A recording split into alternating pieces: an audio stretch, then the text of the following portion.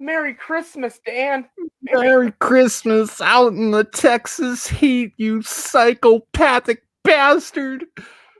Oh my god. Oh my gosh, you put them all together. That was amazing. That was hard, man. That was harder than I am right now about this show. Wow. So it's not just you. That's crazy. That is a good thing. Synchronized erections. Only can happen here on the filthiest show on YouTube, ladies and gentlemen. Second filthiest. Second. Oh yeah, you're right. You're right. You're right. My bad. One of the filthiest shows. One of the filthiest. Let's see who's in the chat tonight. So far, we got Boogman, we got crew member Brett, Rob Kerr, Miss Carter, Chris Snyder, Brandon. Ooh. Oh, Emily, what's up? Herbert Getty's in the house. What's up? We got a nice little crew here. I like it. Absolutely. Oh, Chris says at least I'm glad I'm not the only one who's hard. So it is viral. Once we popped up, it just synchronized hardness. Absolutely. It's incredible. So how you been, buddy?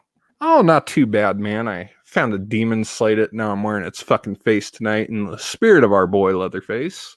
Oh, that is badass, man. Oh, Destiny, how are you? Yeah, I've been kind of slacking it on content, really. I haven't really been doing much of anything, really. I need to start doing some more reviews, but I don't know. I haven't really been motivated. Oh, that little bastard, the other I see, has hijacked your channel. Yeah, but I think that was a fad that wore out its welcome very quickly. So I don't know if he might come around once in a while, but I don't think he's going to be around as often.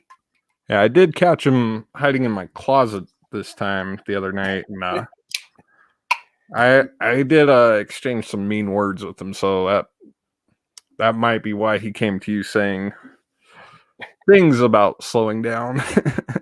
He's a sick fuck. That's all he is. That's all I can say about that. He's not even shit. He got replaced on the shelf. The man on the mask is up. The man in the mask is up there now. Strangers fucking Pray at Night's up there now. Yeah. It's all Destiny's fault because now, after watching it again, I love it. Yeah, she was right. Don't tell her, but I still need to watch that. But wow, it's so short. Like I didn't realize. I do have it. There it is. That's the same one I got. So there is forward progress being made over here. For the watch party, we put it on and then it was over in like an hour and 12 minutes, and I was like, really? What? I was like, that was it? I don't remember it being that short. It might say longer than that, but really it was like an hour and 12 minutes. Maybe. What's it say on the box? I am trying to find. Some of them are easy to see and some of them are really hard. I know, it's fucking killing me here. 1 hour and 26 minutes. No fucking way. For the unrated and theatrical. After the credit, if you roll the credits, maybe, but not. No way in hell. Oh man. And Brett says never. The other needs to be in screen. I don't even. Oh wait, there he is. He's coming over. Hold on. Do you want to come on or not? I guess I could come on if you want me to. Where's Dan? Dan!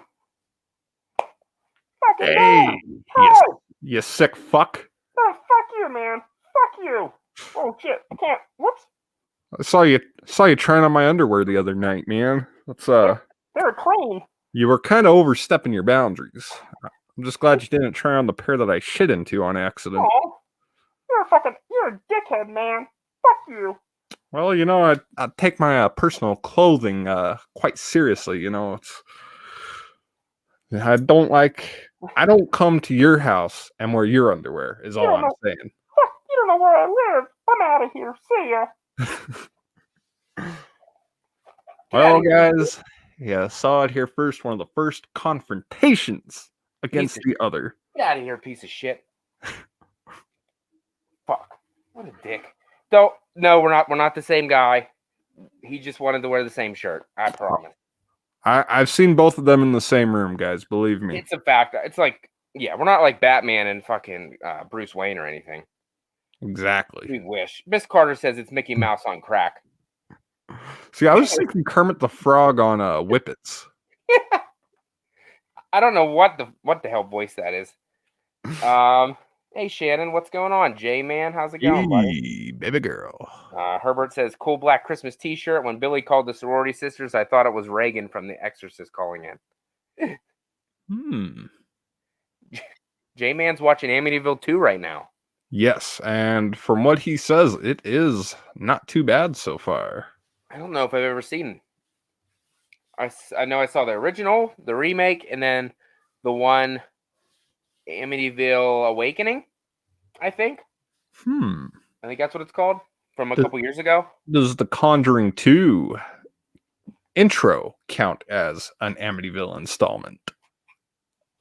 Don't ask me. I've never seen Oh, Matt, you're doing yourself a disservice, my friend. I don't know. I hear they're good, but I don't know if I'll ever watch them.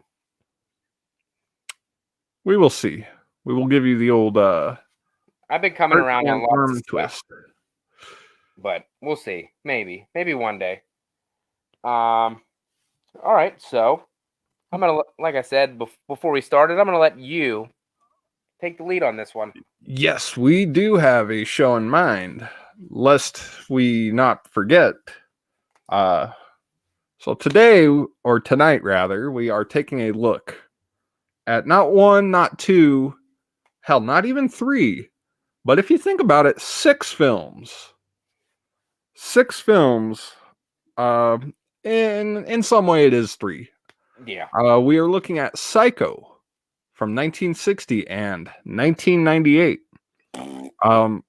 The only difference I see is Technicolor. And a little Vince Vaughn self-wanking. We're taking a look at Black Christmas from 74, and as it is called in some corners of the interwebs, Black Xmas from 06.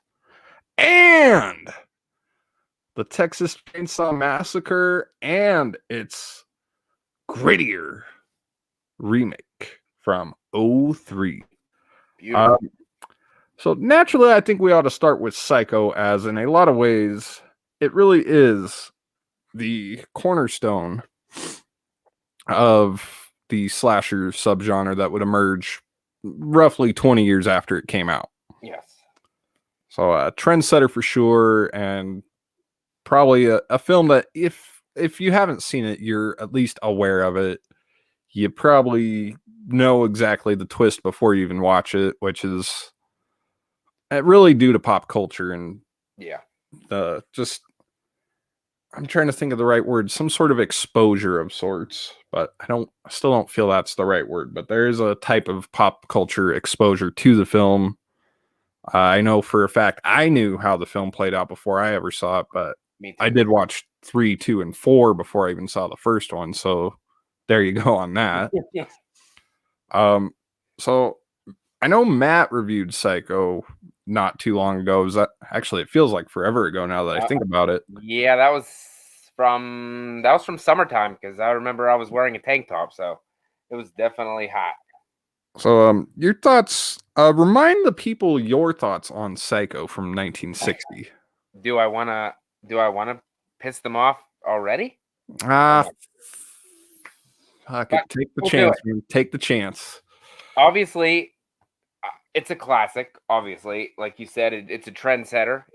We wouldn't probably have some of the films we have today without Psycho being made. However, for me, it was so boring that I mean, I enjoyed it for what it was and what it did, but it's not a film that I'm going to go back to and watch repeatedly like I would Friday the 13th or a Halloween film. It just doesn't have that kind of vibe that I want when I'm watching a movie, like a slasher movie like that. Oh yeah, no, I totally get that.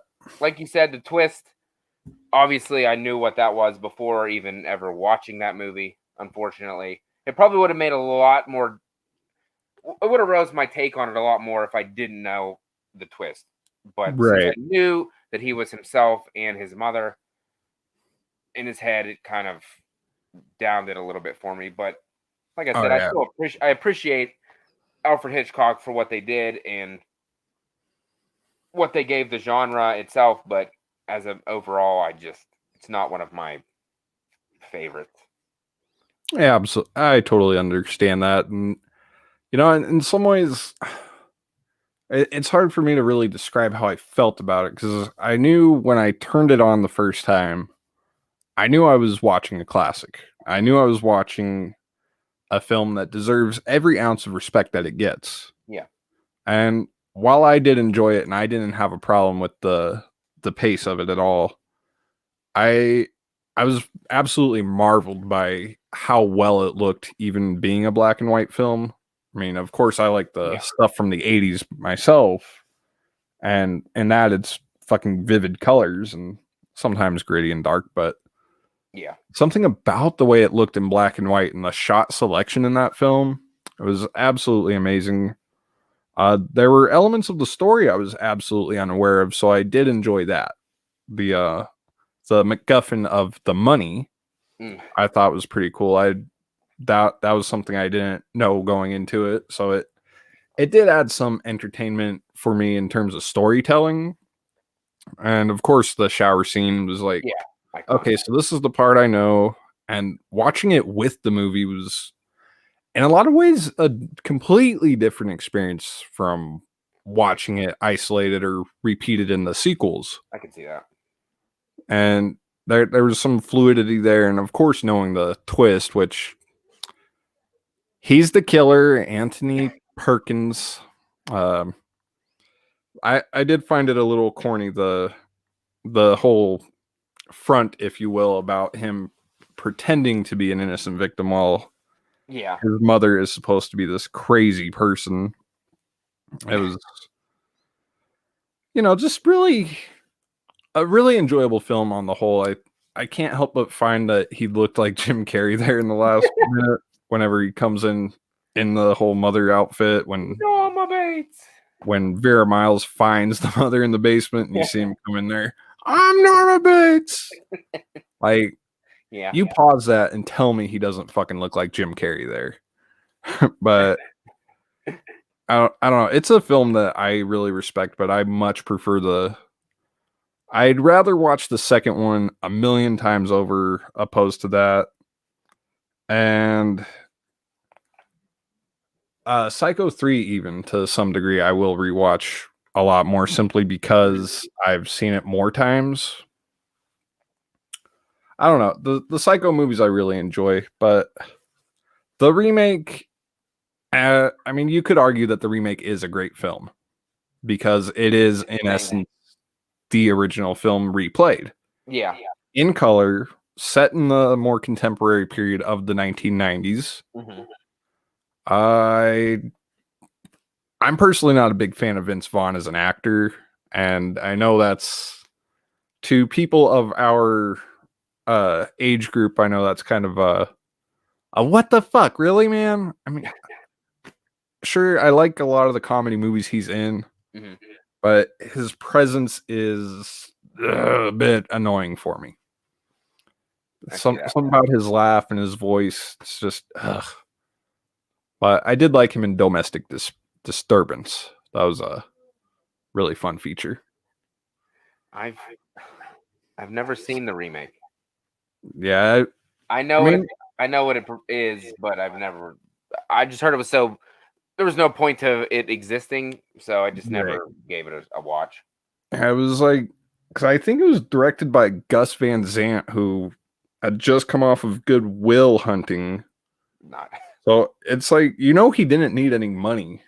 So if he made Psycho as a cash grab, I just gotta say Van Sant is easily one of the most money hungry filmmakers. Please don't take this video down.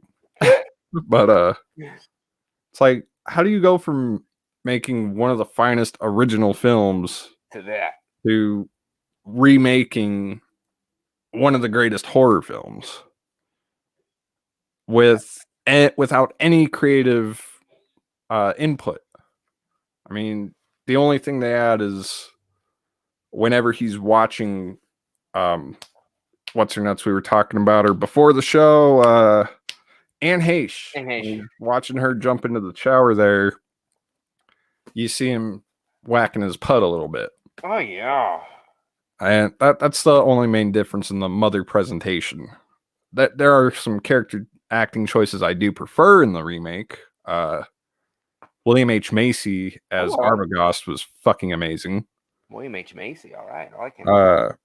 So it's a lot of fun there to see him, and Julianne Moore too was fun to see, and Viggo Morgenstein too, man. So I mean, you got a good cast in this film, but it's sad the amount of talent that's there to do nothing.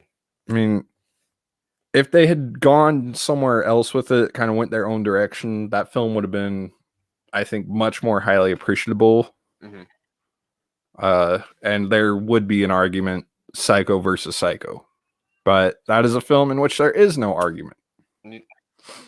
No, there's nothing you can debate whatsoever. One's a classic and one is an attempt to copy the classic. Exactly. With no new twists or turns or just fucking repeated the same shit. Just obviously not as good.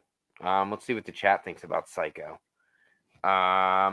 Chris Snyder says, I absolutely appreciate and respect what it did to the genre and just cinema in general, but in my opinion, I find Psycho 2 more enjoyable.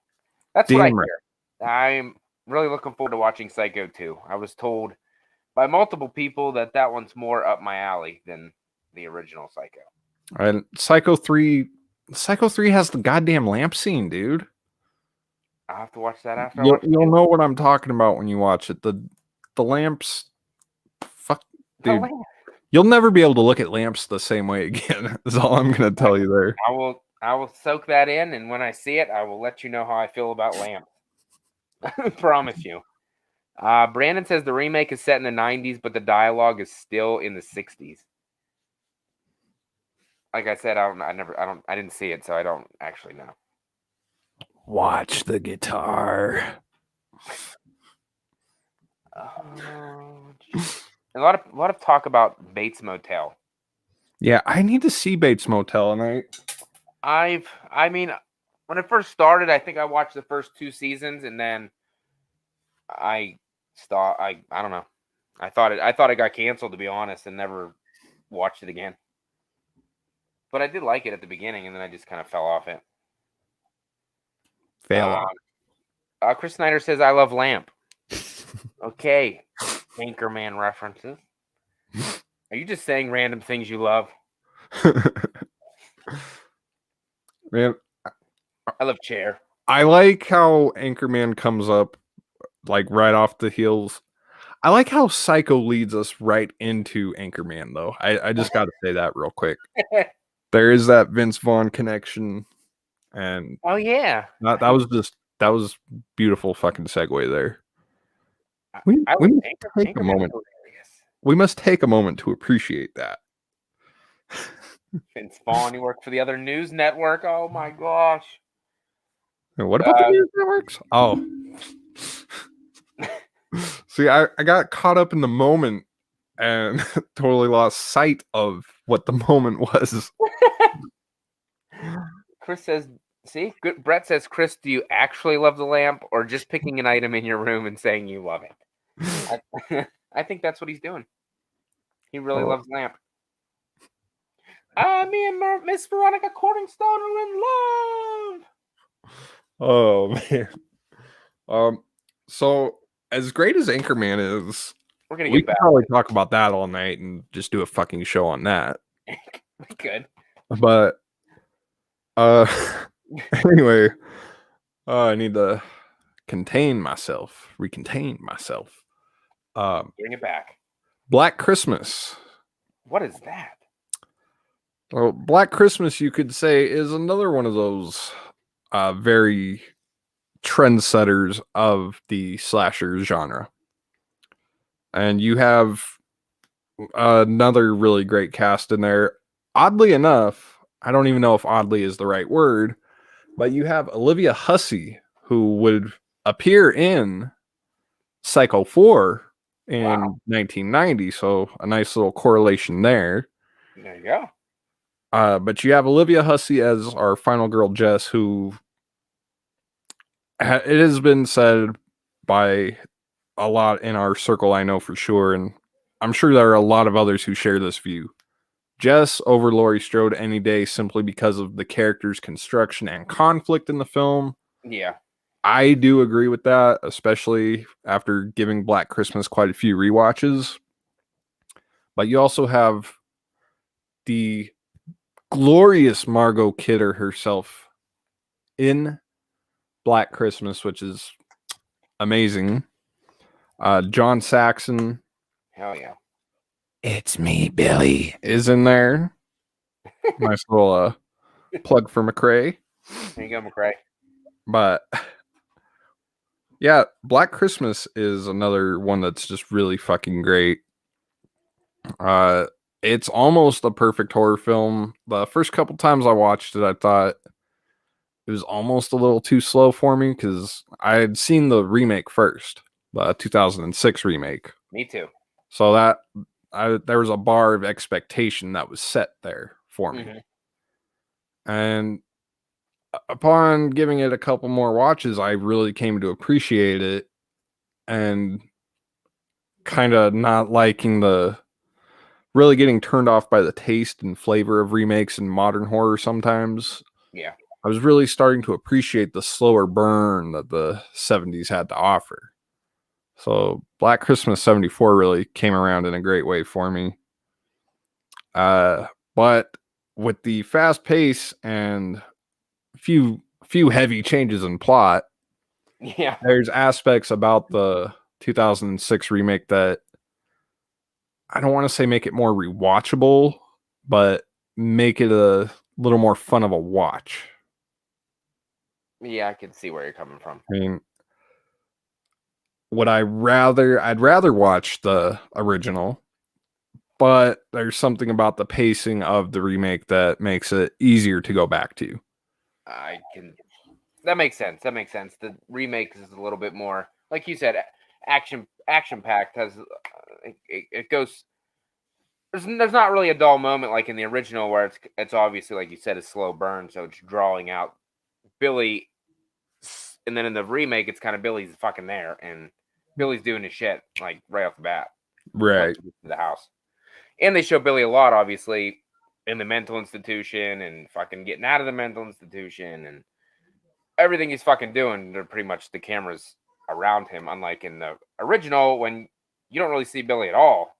I think like the most we see of him is like the clearest shot we get of his face is his fucking eyeball shot.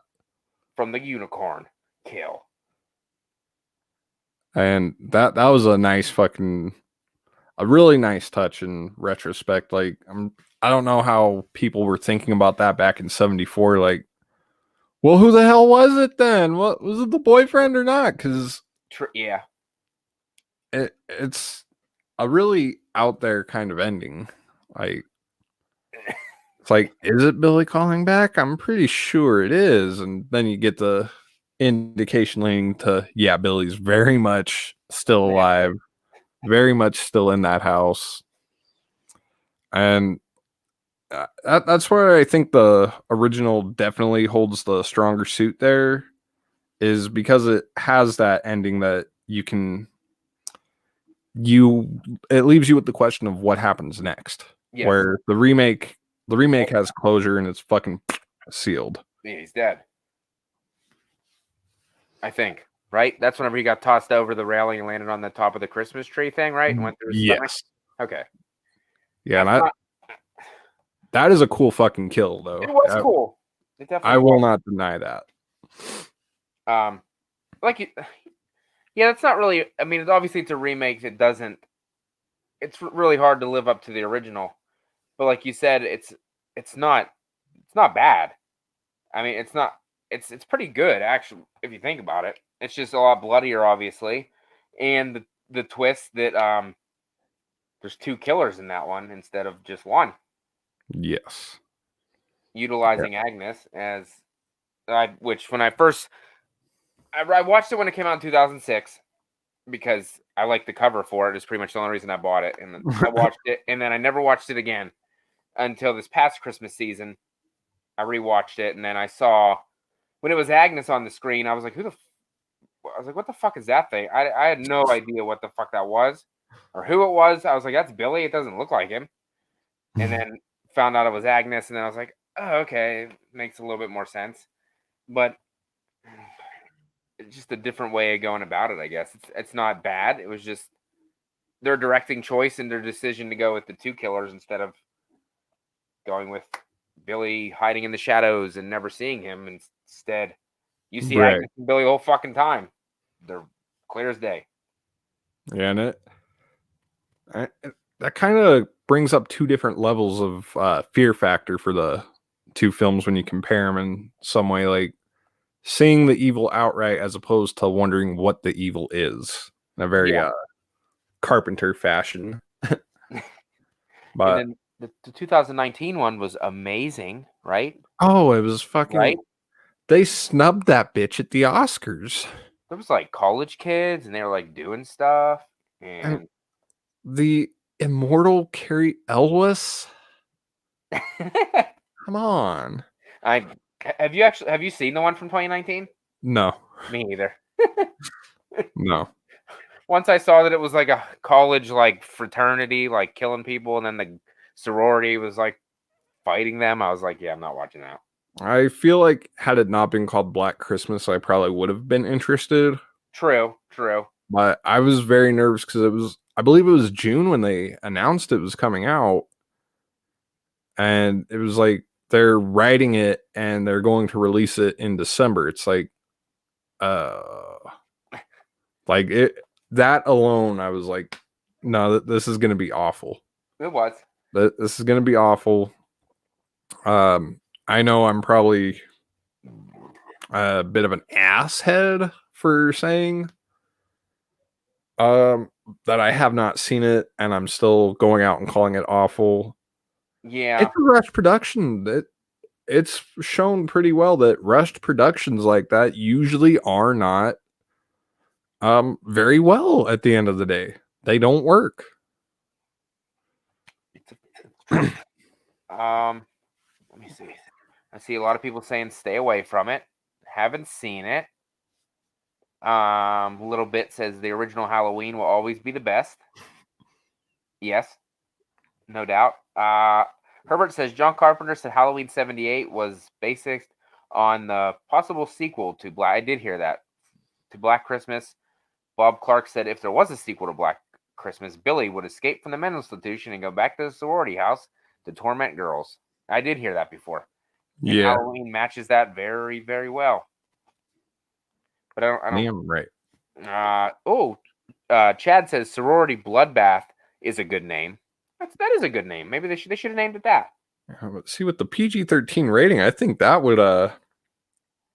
would be further cry for outrage. Oh yeah, it's like false advertising. It's like, where the fuck is the bloodbath? Sorority blood sprinkle. I've seen it and I can confirm it is awful. There we go. Oh, yep. And Miss Carter said when Lee McCoy rips a movie, guarantee it's garbage. Yep. I'm never. That's one movie I will say I will never watch. I assure you.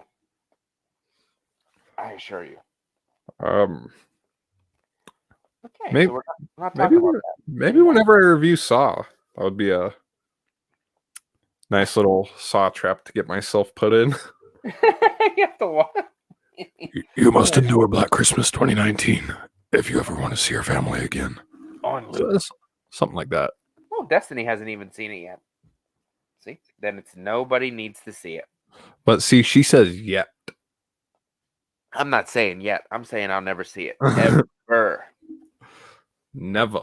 Knowing me, that's probably knowing the way I am. I'll probably watch it and be like, "That was pretty fucking good," and then I'll never be able to say that because everyone will make fun of me. So, I mean, you saw the tongue lashing you got when you gave Psycho. What was it? 4 stars? no, I gave it 3. I Uh, did.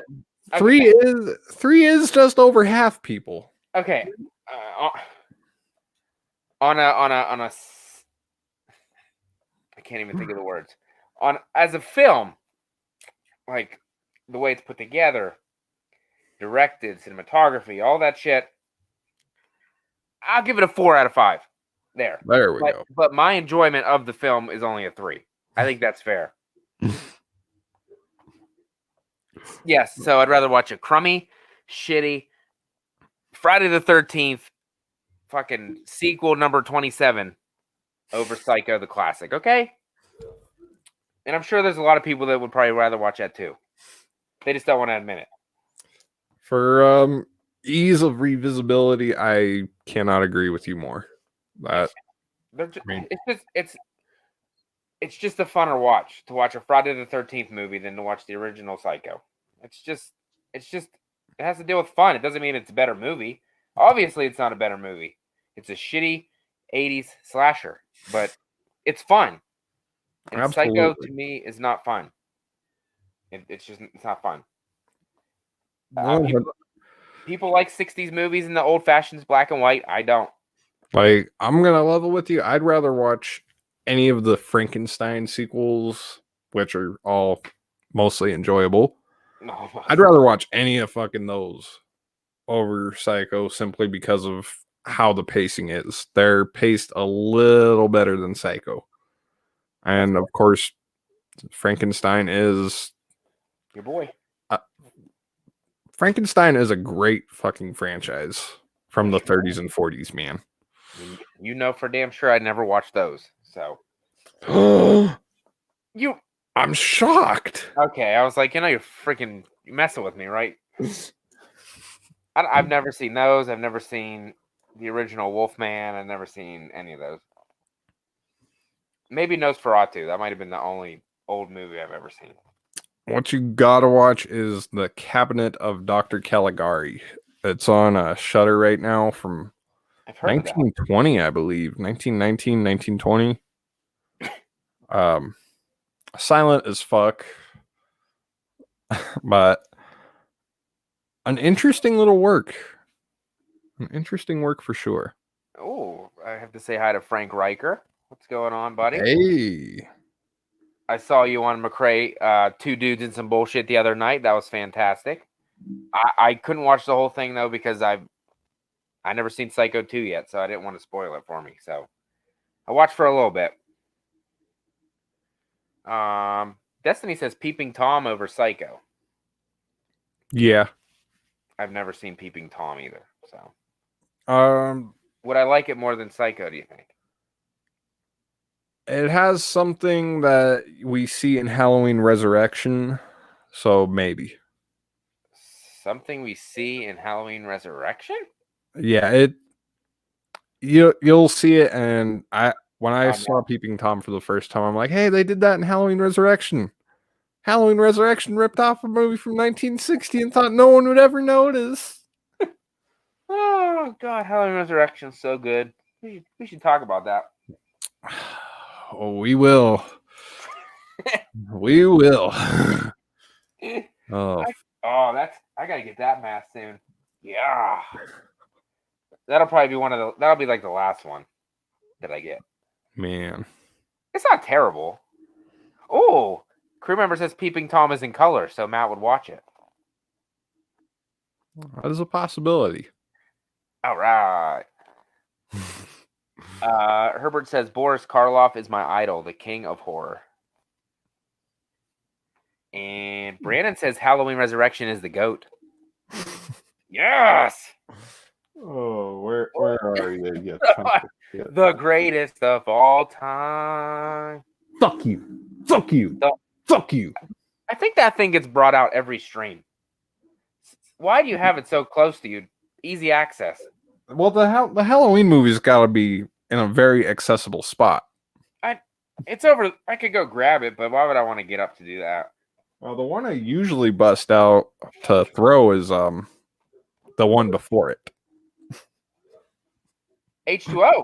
Yes, I tend to mistreat that just a little bit more than I mistreat Resurrection, which is weird. I watch H2O That's probably one of the ones I watched the most. Like I like that in the trilogy of 1, 2, and then H2O. Like that way I do enjoy it. Yeah. Like I bash it a lot, but I don't hate it and I don't like it either. It's a weird push and pull relationship I have with H2O. So for Halloween Wednesday, 3 out of 4 of us like that movie, and you're the one that's kind of eh. Oh, it's gonna be like whenever Chris and I are gonna watch Jason Goes to Hell, that's gonna be a Oh God. fun little experience there. Oh, It's gonna be like that, but backwards come for on. Halloween Wednesday. Come on. Um garbage crew member says garbage of all time. That's pretty So it is the goat. Okay. Garbage of all time. That's a good one, buddy. Trick or treat, motherfucker. Oh, well, Herbert, you gave it away for me, buddy. The killer weapon in Peeping Tom was what Michael used to kill the cameraman in Resurrection. Thanks a lot. Now I'm never gonna watch it. But no, the way he uses it in Peeping Tom is fucking amazing. Of course, it's not as graphic as Yeah. it's 1960, but no, that movie fucking pretty much destroyed Michael Powell's career. The guy who made it. Uh-huh. Like after that, they're like, no, you were once a respectable filmmaker. Now you made this garbage. We want nothing to do with you. Man, we got off a topic again. Well, we're talking about Green Thanksgiving. Is that the movie we were talking about? Blue Arbor Day? Blue Lagoon. Blue Lagoon. Cool, Blue Lagoon. It's a fantastic film. Which I I've don't know. never seen. I heard of it, but I don't know what that is. We're Just talking about Black Christmas. Ah, yes. Lick it, lick it, oh, lick it. Yeah. I love Billy, and that's a movie. The original Black Christmas is one that most of you people would probably think that I wouldn't like or enjoy, and I absolutely loved it. Yes, it was a slow burn. It's not obviously as the deaths aren't as bloody and gory as I usually like it, and it's slow paced, but it worked. Like watching it for the first time was an experience that obviously I'm not going to get to experience again, obviously. So that was something that I'll remember that. I honestly can't remember the first time that I watched Halloween. I don't remember the first time I ever watched that movie. But at least I can say I remember the first time that I watched 74 Black Christmas and fucking enjoyed the hell out of it and proves a lot of people wrong. So that was awesome. Yes. And I gotta say, I was pretty nervous what your reaction would be to Black Christmas whenever you were about to watch that. I'm like, fuck, I don't know if he's gonna like it. I hope he does, but I'm gonna bet on maybe not. Like that was seriously my thought process leading up to that. It worked. I love the creepy Christmas music, even though it's not meant to be creepy, but it comes off as creepy. I love the Halloween atmosphere, the decorations.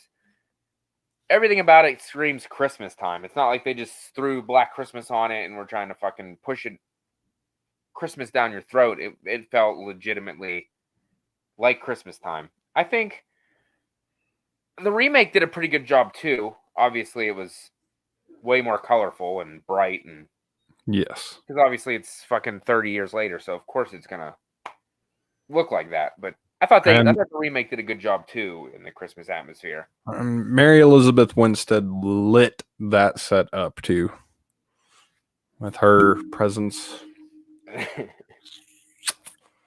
But beautiful, fucking beautiful.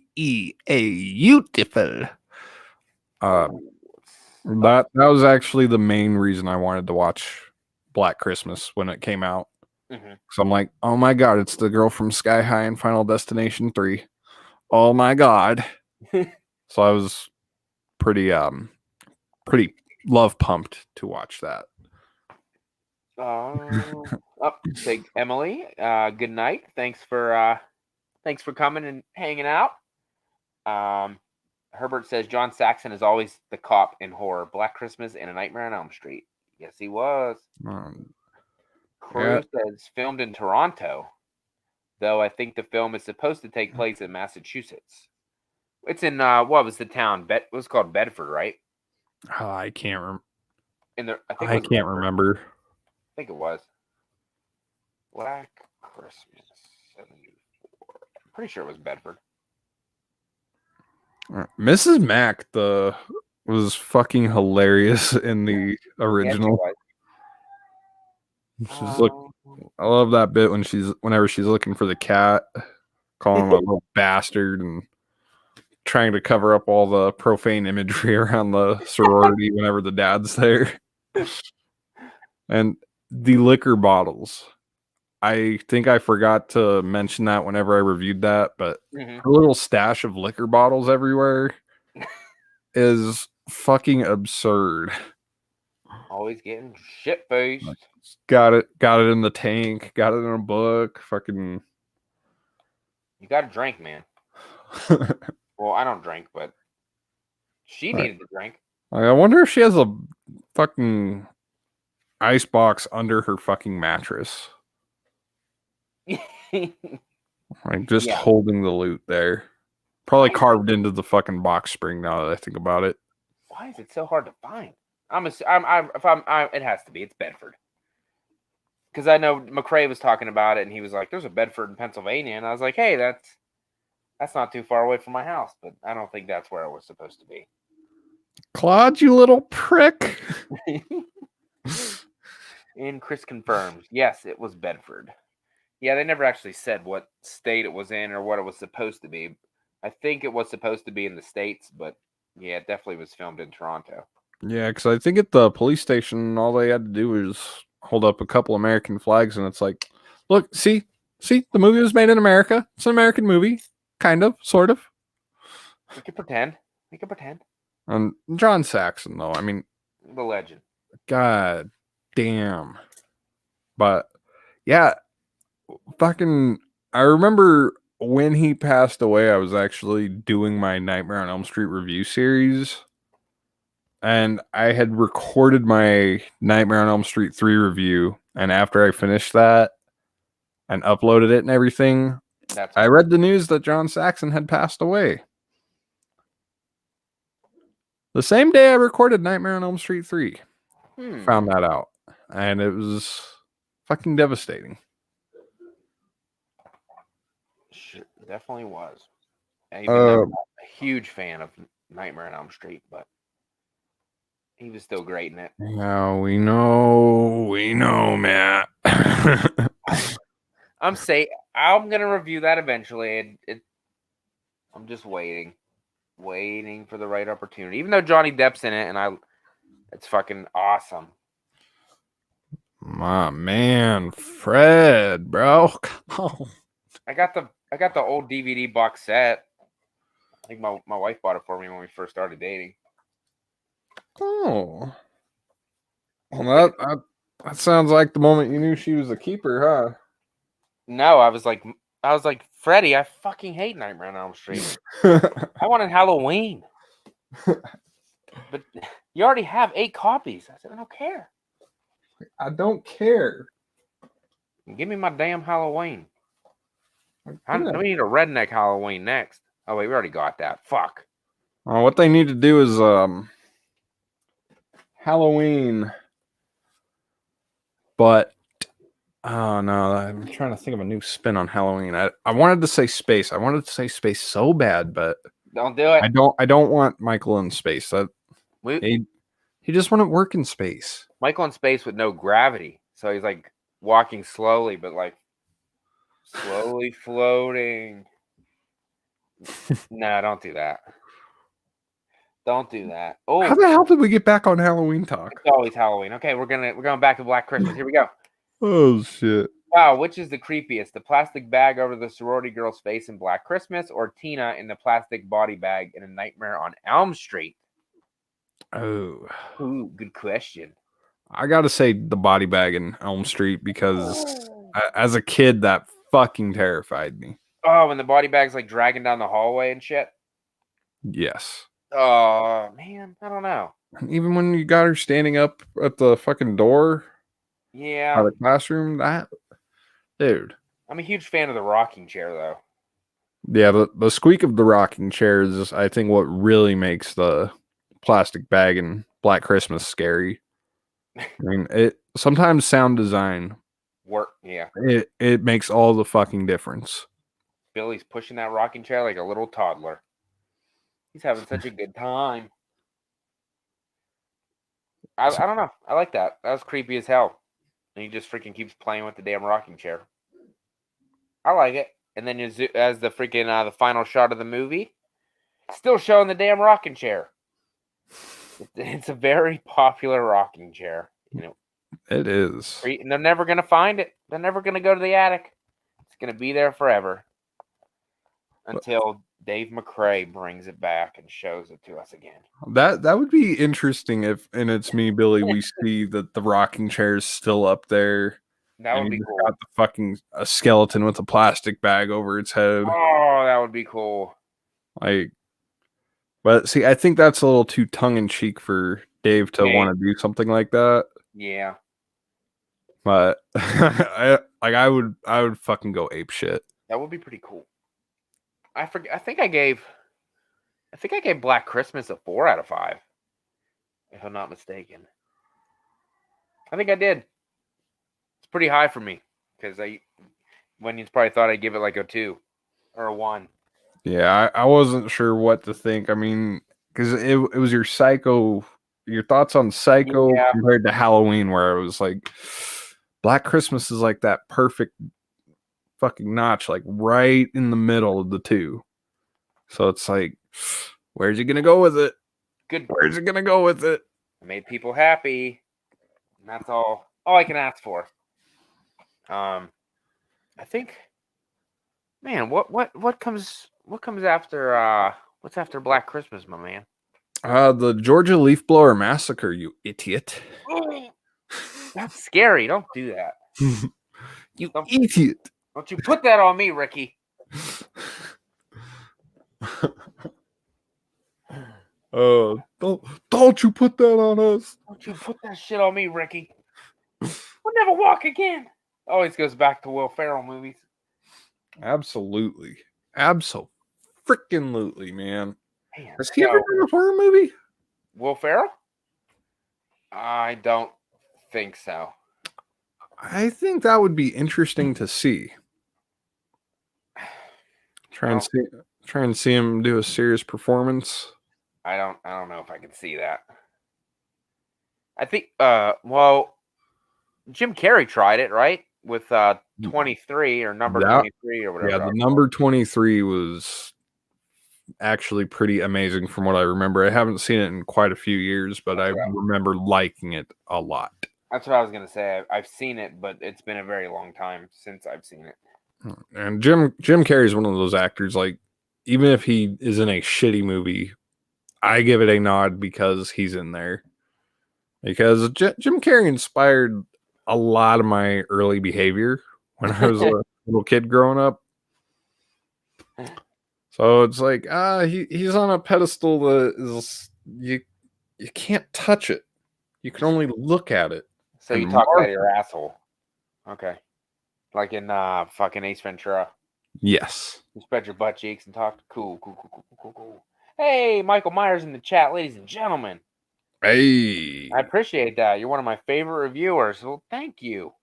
Oh, you're one of our favorite slashers, sir. I love Michael Myers. He's only right behind me in 8 different spots. Crew member, what about John C. Reilly in a horror film? I could see him more than Will Ferrell. Yeah, John C. Reilly in, I could see him being a kind of like a character like in a Maniac, kind of like the 1981. I could see that. I could see him playing that type of character in a horror movie. It would be cool even to see him playing like a kind of a protagonist detective type even. I like that. He does have that kind of look. Yeah, John C. Reilly. If you've seen Boogie Nights and Magnolia, you'll know that he can play more straight, serious roles. So he definitely could pull off horror, I think. And with his comic timing, I think he'd be able to pull off pretty good horror timing. You got to shake it before you bake it.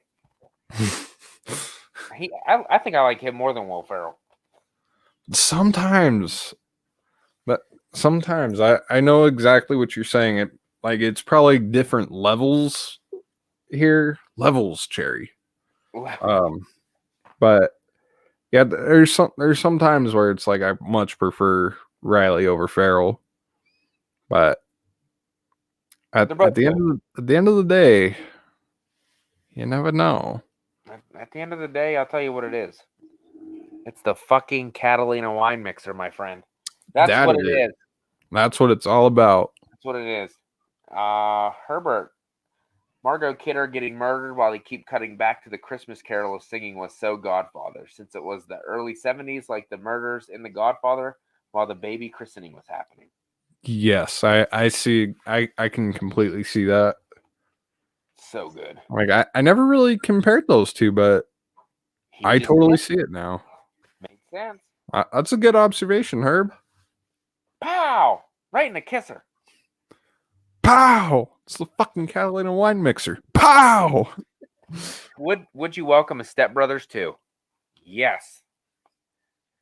But it's not really. I mean, it's not really necessary, but it would be funny if they could do it right. For the most part, yeah. I mean, what Matt said was pretty much on the nose with that. You pretty much nailed the sentiments there. If it's done right, why not? Not just fucking throw them out to do stupid shit for an hour and a half, and then no, that's the end of the movie. Or the same story again. I mean, kind of. I don't know where they go. Yeah, it would be interesting because I'm trying to think how that would play out. Because I'm thinking it's been over 10 years since the original films. Uh-huh. And I'm thinking maybe they both have kids in this one. Oh, we're going to go that route again, huh? Fuck yeah. You gotta. How old they are? You gotta go stupider.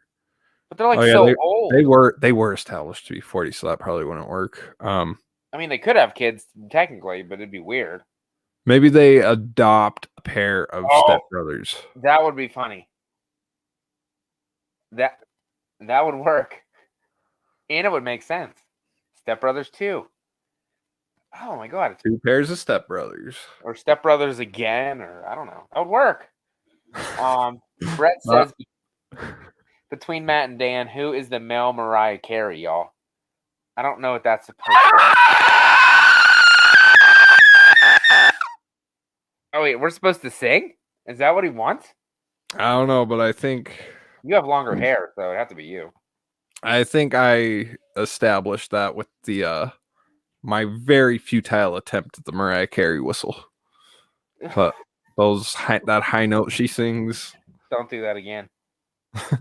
No, it hurt my throat a lot to do that. It sounded like it was hurting your throat.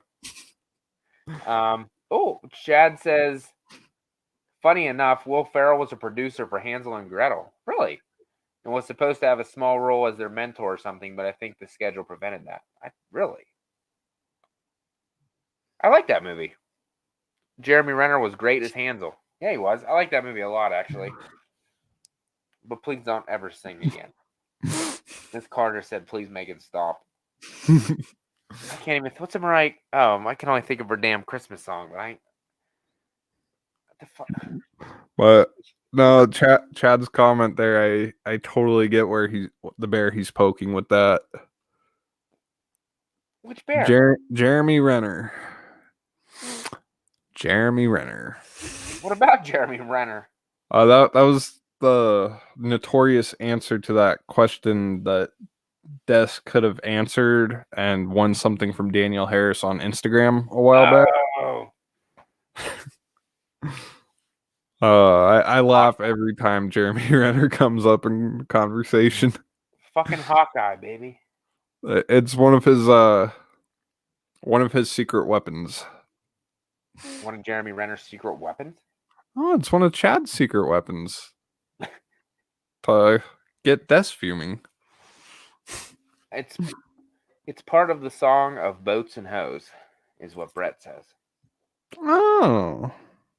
Boats and hoes. Gotta have me, my boats and hoes. That's a good song. That All right. is. We should probably get back onto the topic at hand here. Yes. And we're gonna get dirty and gross and take a little trip to hot ass Texas.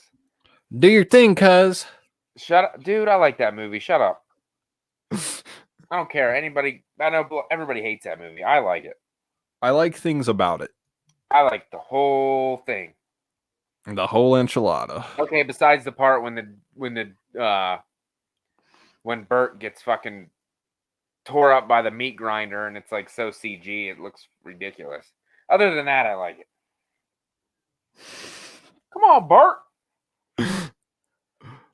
Public announcement. That was not his intent. Well, I guess it happened. And Brandon says, "Welcome to Texas, motherfucker," which makes no sense because he lived in Texas and he's from Texas, so Yeah, that line doesn't perhaps if Leatherface were wearing a Lakers jersey, I could see maybe at pointing that out.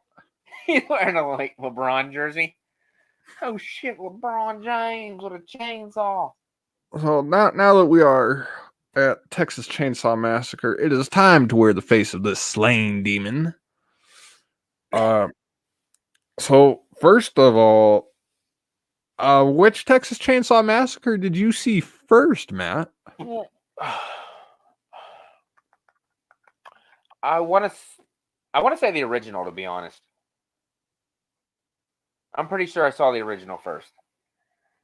Yes, I did the same. I know it was I remember it was around the time that the remake was coming out, actually. We almost went to see that in theaters, but fucking every time we went to go see it, tickets in our area were fucking sold out repeatedly. So talk about a pain in the ass annoyance, especially to an 8-year-old like me that's like, die you bastards.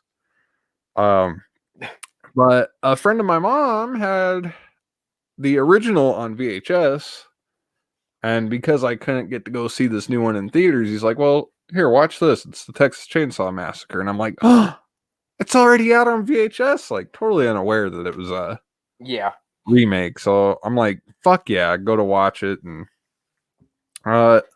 yeah, as an 8-year-old watching that for the first time, it kind of did its job and made me feel a little uncomfortable. There were certain things I was not expecting and not wanting to happen in that film that did. Yeah. And yeah, it genuinely freaked me the fuck out when I was a kid. I could see that. Made you not want to eat no barbecue. Oh no, I didn't think two shits about that, man.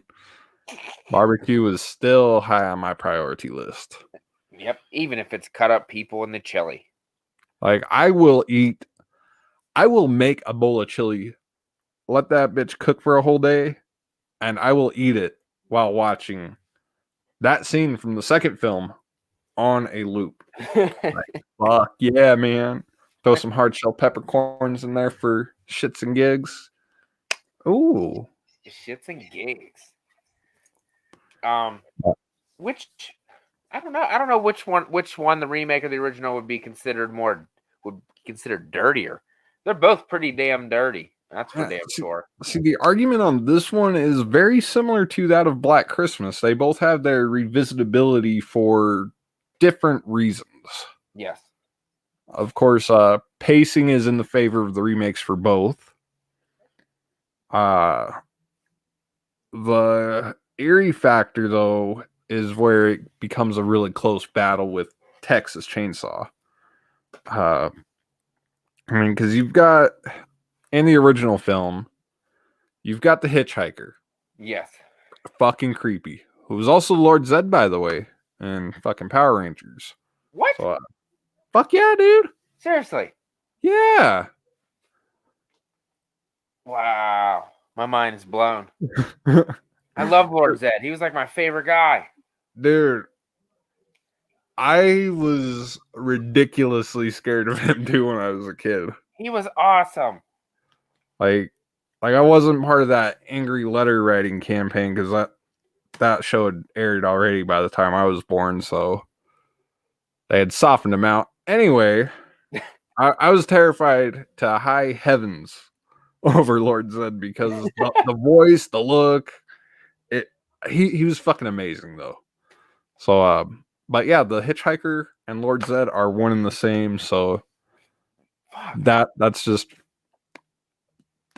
amazing. Now I got to go back and watch the original so I can just imagine that. That's Lord Zed sitting in the back of the Volkswagen van. Take the picture.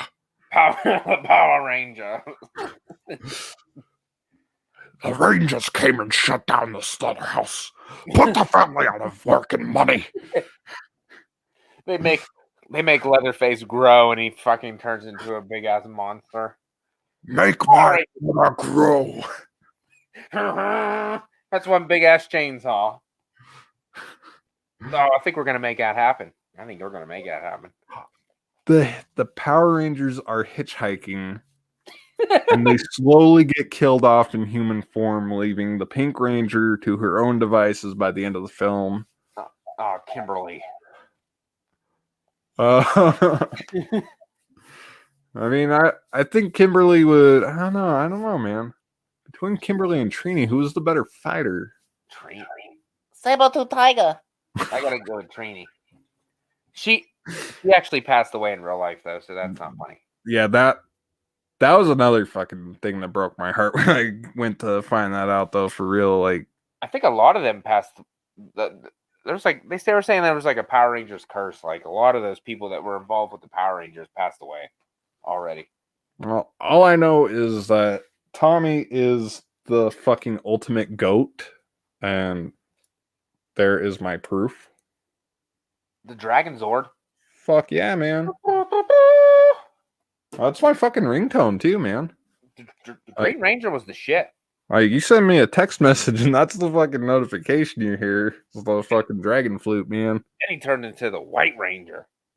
Which is, it's like, oh my god, when Tommy could not get any fucking cooler. He gets cooler. Like, and then he becomes so cool to the point of parody later on. Yeah, and then like Jason was supposed to be like the badass leader guy, and then Tommy came and was like, "Move the hell over, bitch." It's like he totally sissified Jason real quick. I know, right? It's like, oh, and Jason's reign as the leader of the pack was not very long when you think about it. Not really, because the Green Ranger came pretty damn quick. That's what she said. That's high school baby Power Rangers, ladies and gentlemen. Back on topic again. Yes. Chris Snyder says the original is dirtier. Brandon says the original is dirtier, but the remake is grimier. Yeah. Herbert says, what was the Toby Hooper in amusement parks in the 80s? The Funhouse and Texas Chainsaw Massacre 2 amusement park. That's true. 2 movies, 2 amusement parks. That is true. I like the Funhouse. Sometimes I forget that he did the second Texas, and that's my favorite of the series, honestly. I could see that. And it's just because it's so tonally different from the first film that I forget that it's Toby Hooper making the second film. I think that opening scene is actually really creepy, to be honest with you. When they're driving down the highway and Leatherface is behind that fucking corpse. Yeah, that's the hitchhiker's corpse, man, reassembled. It's creepy. And he cuts that guy's fucking head in fucking half. But that fucking laugh, though, Rick the Prick's laugh. Stretch. I liked her, too. She's my fave. And then whenever I was rewatching The Hatchet and I saw her in Hatchet 3, I think. Yeah. I was like, wait a minute, I know that lady. There was something else I was watching recently and I saw her pop up and I'm like, oh my god! Like I was fucking elbow bumping Shannon, like, that's Stretch. She's like, who? The girl in Texas Chainsaw Massacre 2, that's her. Look, she's not going to be on here very long. Come on, look, it's her. Embrace it. Enjoy it. Fuck. Hump her with a chainsaw. I love that part. That's so funny. How good are you? How good are you? But we're not here to talk about Texas Chainsaw Massacre 2, sadly. Shit. Crew member says she's in Leprechaun 3. 2. 3-2. Really? Leprechaun 32. Shit. Shut up. You know what I mean. Miss Carter says Texas Chainsaw Massacre 2 felt like a live-action cartoon. That's like the perfect description for it right there. I can see that. I feel like I'm there's no simpler way to explain Texas Chainsaw Massacre 2 except it's a live action cartoon with lots of gore. Yes. And speaking of which, the original film, when I watched it for the first time back in 2003, I remember it being super fucking gory. Like, I could have swore up and down that movie was a fucking gory bloodfest. Only to watch it many years later and realize that it is virtually a bloodless film. The only bit of blood we get is Sally's finger prick. I think a little bit of blood we see on the hitchhiker's hand too, when at least when he's smearing it on the van. Yeah, I guess. And Franklin's kill, there's a little bit of blood missed. Franklin. Come on, Franklin. It's gonna be a fun trip. Fucking Franklin. Fucking what a cocksucker. He had that coming. Wheelchairing through the woods. It's funny too, because as a kid, I was so devastated when Franklin died. Really? But as an adult, I'm like, thank you. He's so annoying. You felt bad because he was in a wheelchair. Yes. And then when you get older, you're like, man, he's an asshole in a wheelchair. He's one of those pricks. I could see him being that guy who's like, he's not going to be happy if you open the door for him. Yep. And he's going to fucking swear at you if you don't. I see that. Like, I could see him being that guy. Like, excuse me, why aren't you opening that door for me? Like, you don't have to open the door for me. I can get it my damn self. Oh. It's like, fuck you, Franklin. I could see that. Daddy Odinson, what's going on, man? Said Psycho is still the greatest horror suspense film. Except for maybe Dumbo. Dumbo's scary. Dude, that pink elephant's on parade, bro. That is terrifying, especially if you've been eating the funny pages out of the newspaper. Eat a couple of those, and yeah. Oh yeah. Anything can be scary if you think about it too hard. Oh, you know what gets me too hard? Jessica Biel in the 2003 movie. Yes. Just saying. 112,000. Oh, she's walking into the house and the sweat's going down. That ass shot. Which appears in so many of those Texas Chainsaw films, by the way. And I know. I'm not complaining. That is not a complaint.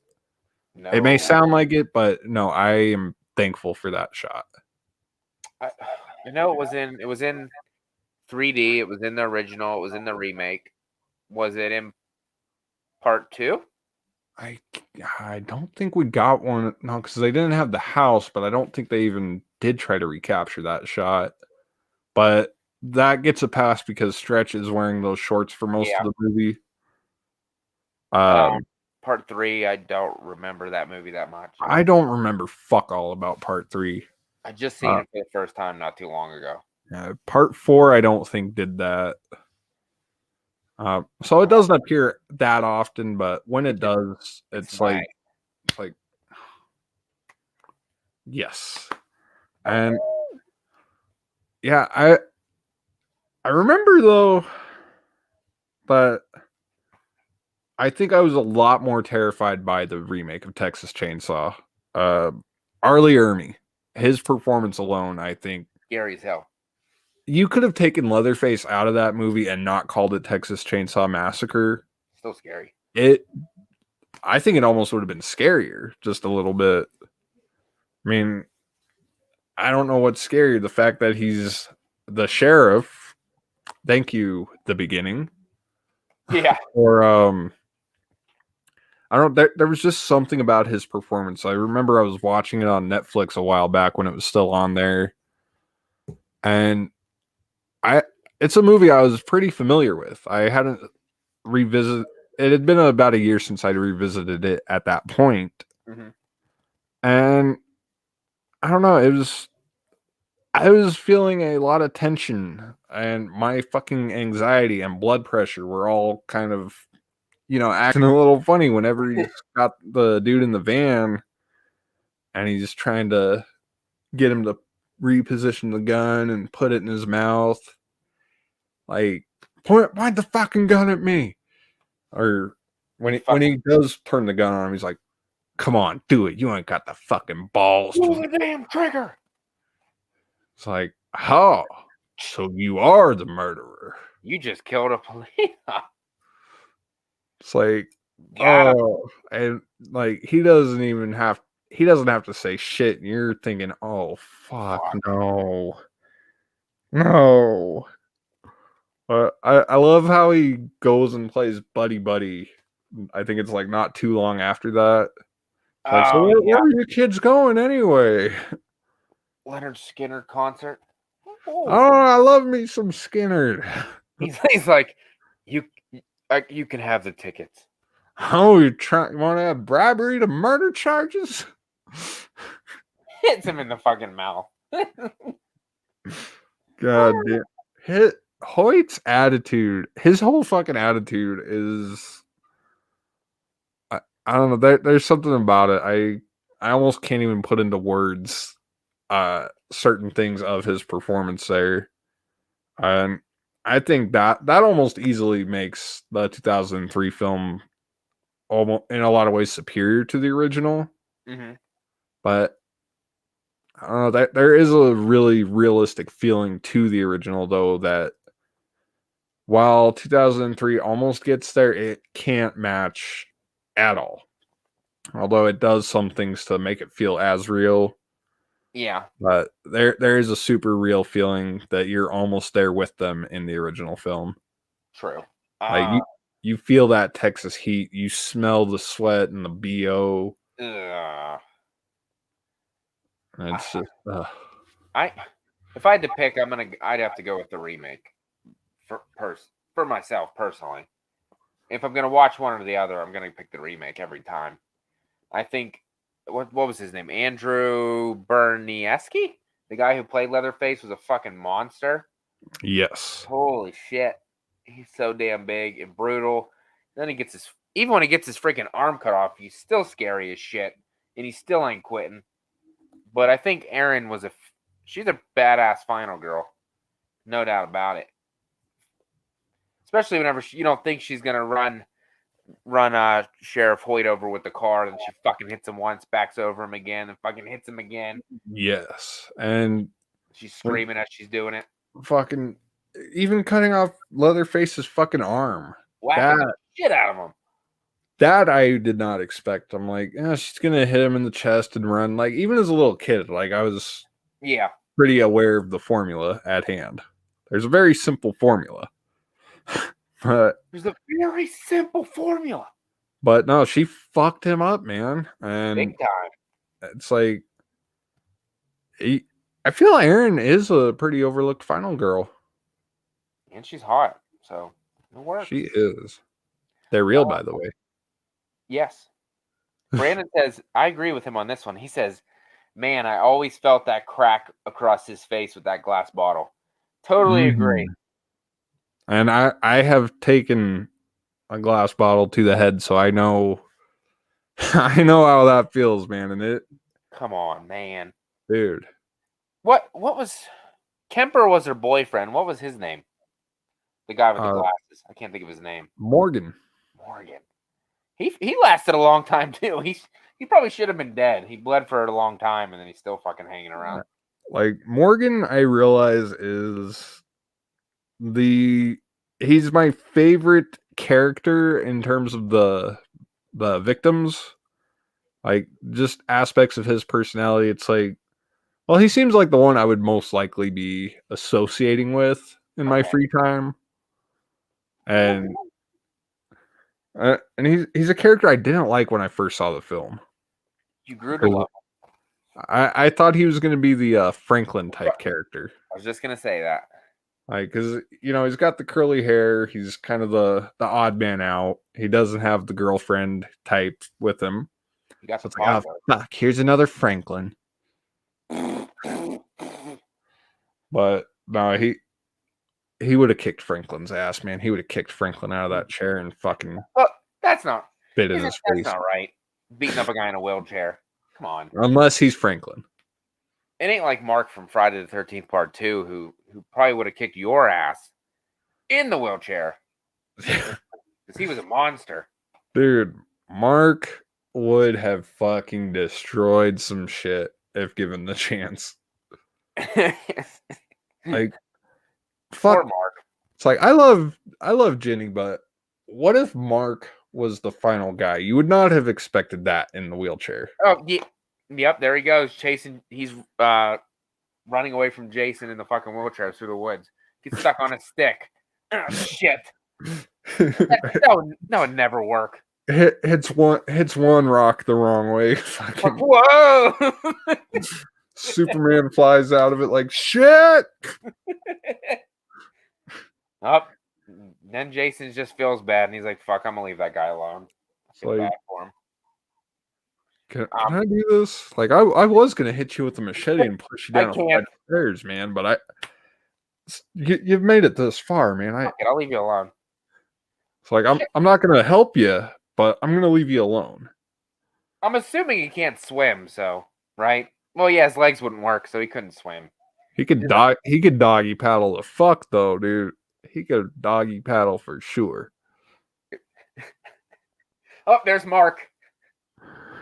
Nope, he's dead. He's dead. Oh, she didn't drink the tequila. She didn't drink the weed, smoke the weed. That brings you to another point. That fucking when the camera pans out of the hitchhiker's head Oh, through dude. the bullet hole. Fantastic. Yeah, that is still an amazing shot today. That was you're all going to die. Fucking beautiful.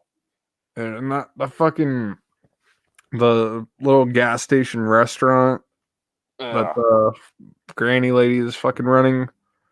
Like, got all the fucking flies in there, like kind of like in how the original I said you can feel that sweltering Texas heat. You can smell that nasty ass restaurant, fucking gas station in the remake. It's fucking appalling. Take a pound of them pig's feet, baby. Give me it. Oh, James Grimm in the building, ladies and gentlemen. Hey. Hashtag sled gang, baby. Sled gang. We don't play no games. Sled gang, bitch. Sled gang, bitch. All day. I just don't find I really want to go back and rewatch the original. It's just it's not as easy to rewatch, I feel.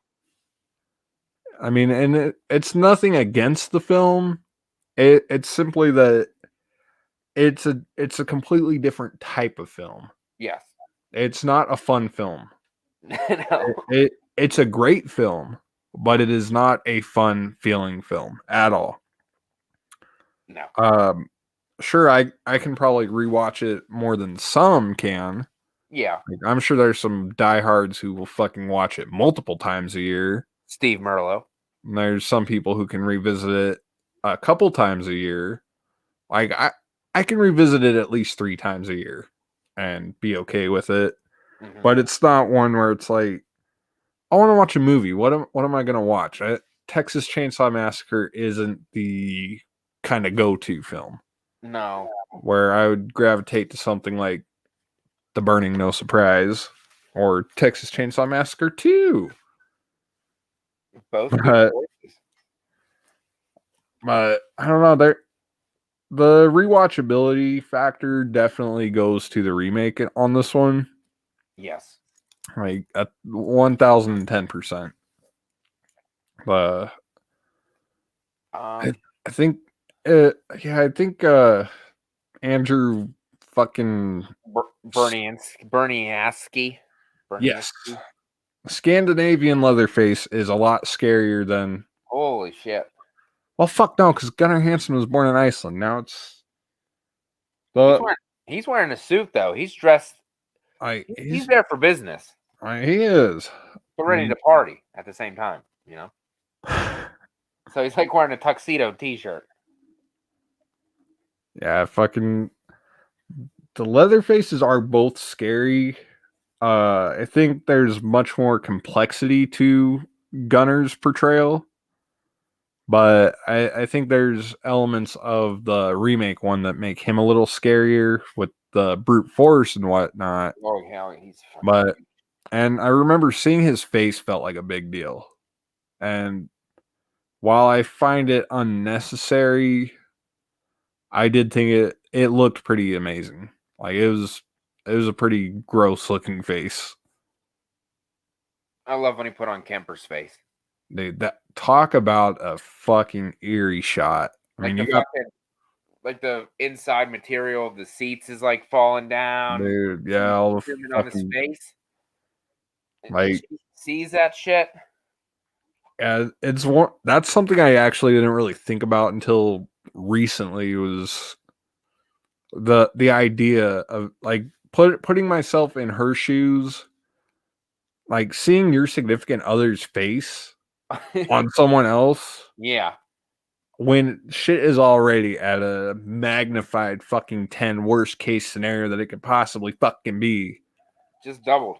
You see your significant other's face on someone else's body, killing someone who wasn't even really a good friend. So I don't know why they're crying over a No, fucking other girl there. she's a, They only picked her up earlier that fucking day. So it's like it's not like a really big loss there. oh fuck, she's It's like, oh, one less mouth to feed. dead. But yeah, I don't know. The Texas Chainsaw one, I think, is a trickier pick than the other two, and like the Black Christmas pick was pretty tricky. Yeah, but And so for Psycho, we went with the original, obviously. yeah, Black Christmas, the original. for the most part, yeah, In this instance, I'm leaning towards the remake, and out of these two. yeah. I mean, I kind of got to agree there because the remake, I think, is again a lot easier to go back to. You can kind of have fun with it, and it's simply because it's not one of those tongue-in-cheek 80s fun slashers. No, It's definitely fun in comparison to the original film, but I don't know, they both have there's a scale that is yeah, very delicate, but I gotta say 2003 for sure on that also. And with the Black Christmas, it really does boil down to 74 for just the simplicity of it. Where 2006 goes wrong is its creativity. I mean, it really does do a lot to add its own mythos, which is really it's damn respectable. yeah, But you're adding to something that is I honestly had no fucking clue that there was an original film. But now that I have seen the original and have a certain amount of respect for it, it's like I appreciate what you guys are doing and separating it from the film. You guys did great. yeah. But if you'd gone and made your own Christmas horror film, it would have been perfect. True. But looking at it that way, As if, Black. if Black Christmas 2006 was not Black Christmas, it really would make it, I think, a stronger film because you have to compare it to the original. And Really. it's and I think I made the decision harder for myself there, but because I love the original Halloween so much, and because Black Christmas is so similar to Halloween, I gotta say with the fullest of confidence now, Black Christmas '74, baby. Like, We agreed on all three choices. like that was a pretty tricky one though, surprisingly. I thought it would have easily been in the pocket. So out of all six of these movies, well, you'd watch probably 5 out of 6 of them. I would only watch 4, but it's still good odds. Yes. And what would you say is out of the six the most revisitable for you? I know which one you. Well, I know the ones that you would not revisit. Yes, the most revisitable one I would say would be Texas Chainsaw from 2003. Would be the go-to. I think, Those ones. honestly, I think I agree with you on that. I like the characters. It's fun. The kills are good. Leatherface is scary. Good final girl. It's one of the ones I have the most nostalgia with, so it has that in its corner for me.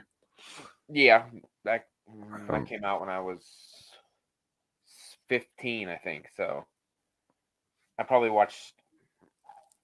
That was right when I was I mean, I always watch horror movies, but that was whenever I was kind of like into them the most, and that's probably one reason why, like you said, grew up with that one. I didn't really watch the other ones that much, Right.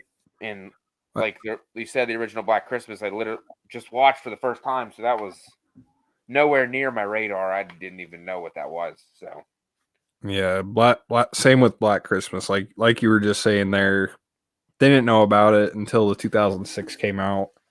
The Psycho movies I was aware of. I knew there were at least 3 because I would eventually learn that Psycho 3, Halloween the Curse of Michael Myers, and In the Mouth of Madness are not the same fucking movie. Go back and watch our Apocalypse Trilogy episode to get the full meaning of that. yeah. But yeah, there's a. I forget where I was going with that. Oh yeah, I was aware of Psycho. And I enjoyed Psycho 3 enough to where I feel like if I'd have seen Psycho 1 as a kid, I would have fucking absolutely adored it. But and again, I'm glad I never got to see Psycho the remake at a young age because You'd be scarred. well, see, I feel like I would have unfortunately had so much nostalgia for it that I would have been able to I would be trying to defend that. Good point. Well, I'm like thinking about that, it's like, whoa. Mr. Texas Chainsaw himself. What's going on, Steve? I know he would pick the 74 one over the remake, right, Steve? He would not like that we chose the other one, but that's Yes. okay. And it probably has to deal with a lot with Jessica Biel, but that's beside the point. Yes, Jessica Biel and Arlie Ermy as the sheriff.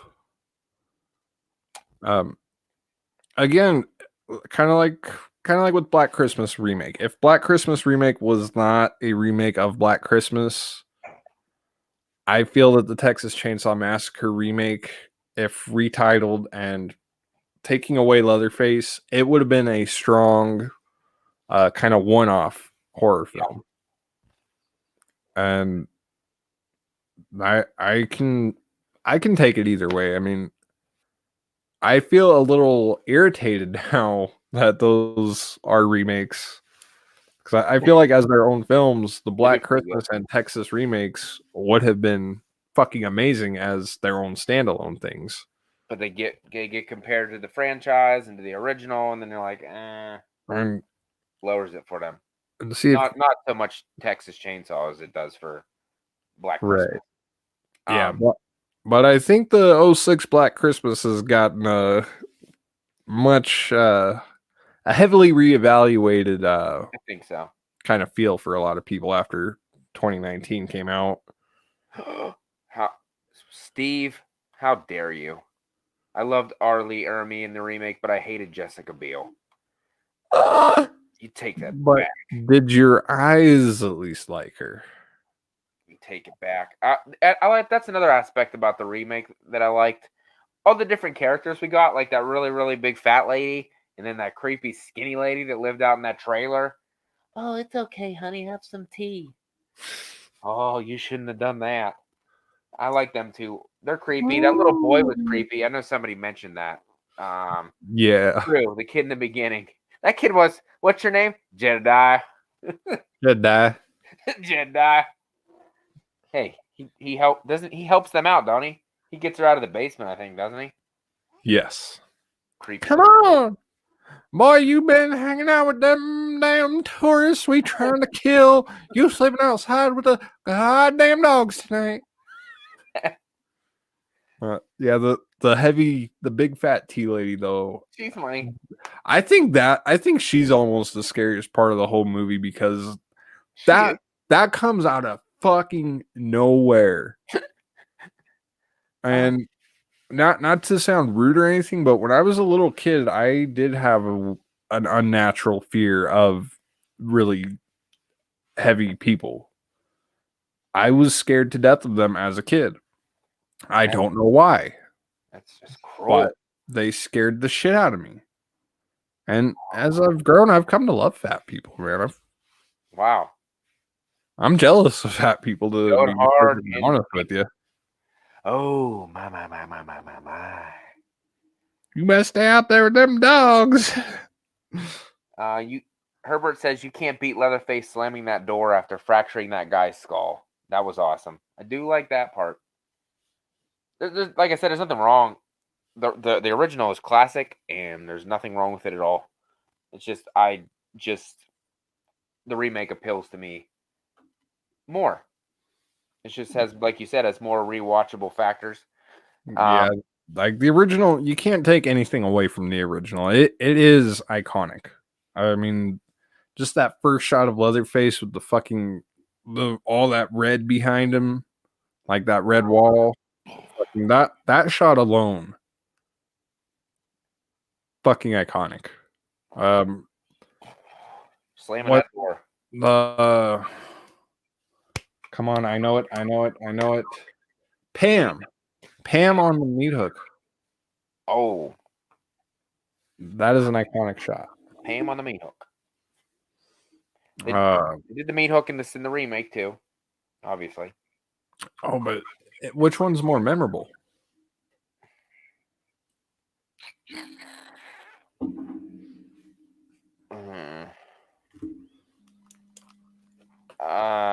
That's a good question. I'd say that almost easily goes to the original. That's a good question. Yeah, probably original. I do like the way that he puts the salt on that guy's leg. Oh yeah, That's cruel, man. Mm-hmm. And then Aaron's just dumb, and he's like, "Hey, stab me," and then let's stab him in a part that's gonna take longer for him to die. Stab him right here in the bottom left corner of this abdomen. Here we go. She must have watched Scream too many times. It's like Stay to the side. she can hotwire a van. She can hotwire a vehicle, but she doesn't know where the fuck to stab somebody to kill them. Right, wait, right over here, right a little. Oh shit, I missed. Fuck. Well, wait, Scream wouldn't come out for another 20 years in the time frame that movie's set. Okay, shut up. You're right. Bill Woozy, man. Bill Woozy, man. You cut me too deep, man. I think I'm dying here. Shut the fuck up. Hit me with the phone, Dick. Oh, part cracks me up every time. And it, like, you love that part always anyway, but when you find out that was not scripted, like that was seriously because all the fake blood made everything so slippery. And he really did hit him with the phone on accident, and that was just Matthew Lillard's reaction to the phone hitting him for real. Hit me with the phone, Dick. It makes it all the better, man. All the more enjoyable. I love me some Scream. Yeah, there you go. You hit me with the phone, Dick. Thanks a lot, Chris Snyder. Oh, Miss Carter says, speaking of ass shots, let us not forget the scene from Friday 2. Oh, yeah. what was her name? Terry? Yes. She gets Yes. hitting the rock in the one cheek and grabs the other. Don't get better than that. Are you serious? I never caught that. Yeah. See, I was too perplexed with the ass that I never even watched where the rock was going. I know the rock hits her ass. That creepy guy. What's his name? Scott. He's fucking so creepy. It's like he totally could have fucked her if he was a normal No. guy. He comes out like a teenager. Like, see, if Scott was behaving like a man. I hit you with a slingshot. You want to have sex? She's like, no. What grown person has a slingshot? That's a good question. Trash picture show. What's going on? Hey.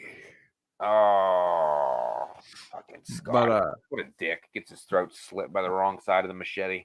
and Mark gets hit in the face with the wrong side too, though. So Jason was off his game in part 2. well, see, I think that just goes to show the strength that Jason has, that he can fucking murder people with the dull side of the machete, How powerful. dude. Like, because what Scott looked like, he barely even touched him. It's like, if I really wanted to, I could have lopped your head off, you fucking cocksucker. Now bleed to death. The unedited kill is pretty cool. That blood pours out. Oh yeah, and the shish kebab. Come on. They linger on that, don't they? I've only seen the uncut part like once. I don't remember. It lingers a little bit, and you actually see her try to like get out from under. Like I only watched it once myself, and I was like a fucking kid in a candy store when I got that. That was like the first one I put in was part 2 just to watch those scenes. Is that the box set from Scream Factory? Is that pretty much whenever you watch that movie straight up, the kills are added back in, or do you have to like select to do that? It's just in the special features. That's it. Okay. Unfortunately, it's not integrated back into the film, which I was a little peeved about. But my biggest complaint about that Scream Factory box set is the Part 5 reversible artwork. I wanted so badly for them to include the classic VHS artwork with the hockey mask thing. With the fake hockey mask.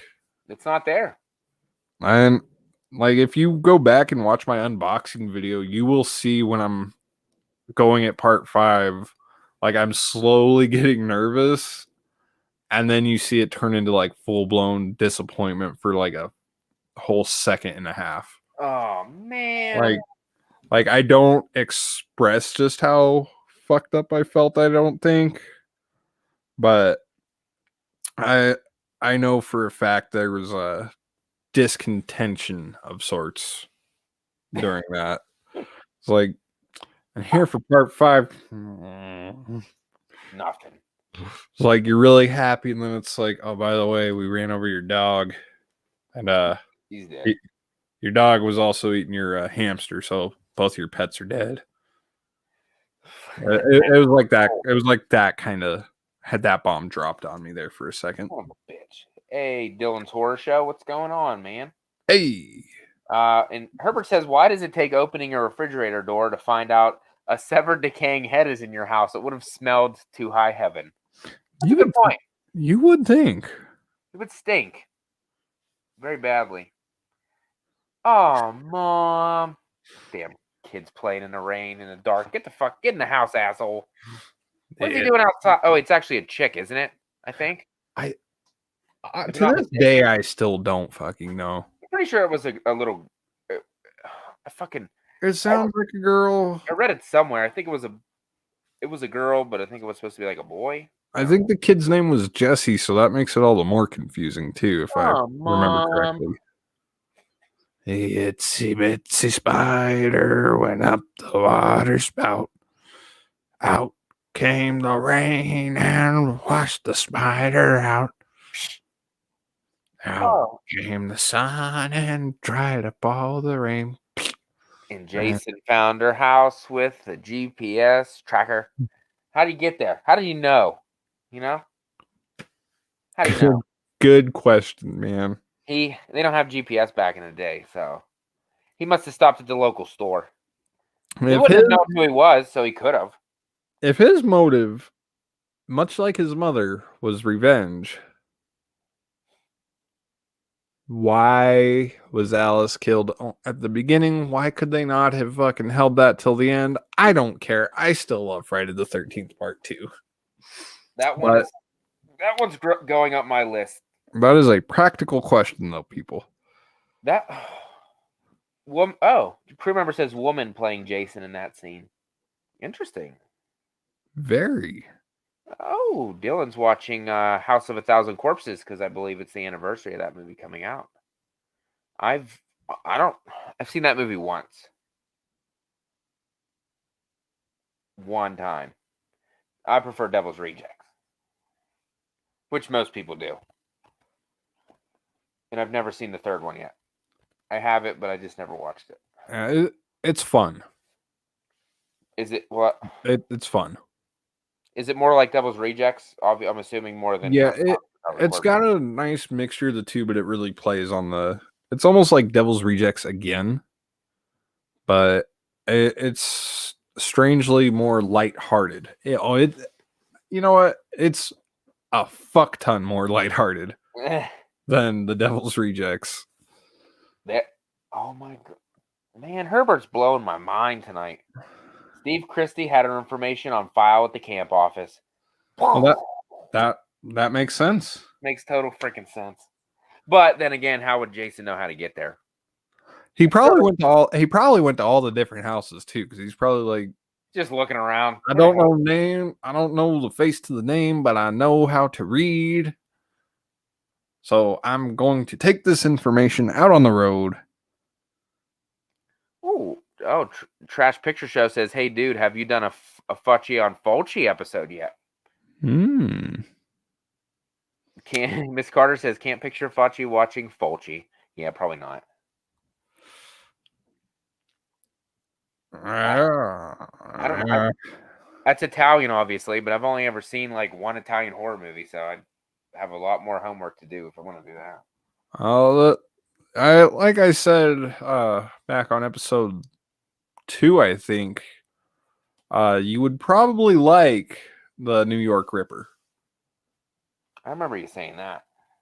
So, and that was a Fulci film, and that is probably the one Fulci film that I think you would like. Pretty close to my name, so I might like it. As far as his other stuff goes, I don't know. I don't know if it would really be what you're looking for. Some of it, maybe. Some of it, maybe. We'll see. A piece of news that I saw, I think it was yesterday. I don't know if you've seen it. That they're gonna make a Slumber Party Massacre movie on Sci-Fi. Did you see that? Oh, god damn. So I mean, I got to get the sleeping bag and the popcorn and teddy bear out again. I don't know. That's what they're saying. It's gonna be on Sci-Fi Channel. Slumber Party Massacre. I love the first one. Man, I'm looking forward to it. I mean, they'll probably mess it up, but what are you gonna do? Just go in with low expectations, and then it won't be terrible. I mean, 3. If they can make it better than Slumber Party Massacre 3, I think they're doing all right. Fucking just have him hide under a rug on the middle of the living room floor. Then you can see his feet sticking out. Oh, I don't know where you are. And he fucking sits up like a weirdo. I did like that part in the original though, where he fucking hides under the little blanket or whatever. Ah, gosh, it was funny. Fucking, he sits up. Get his fucking hand cut off. Dude, I like that part though, where the one chick is fucking dead in the fridge. I'm gonna grab a beer. No, she keeps opening the fridge.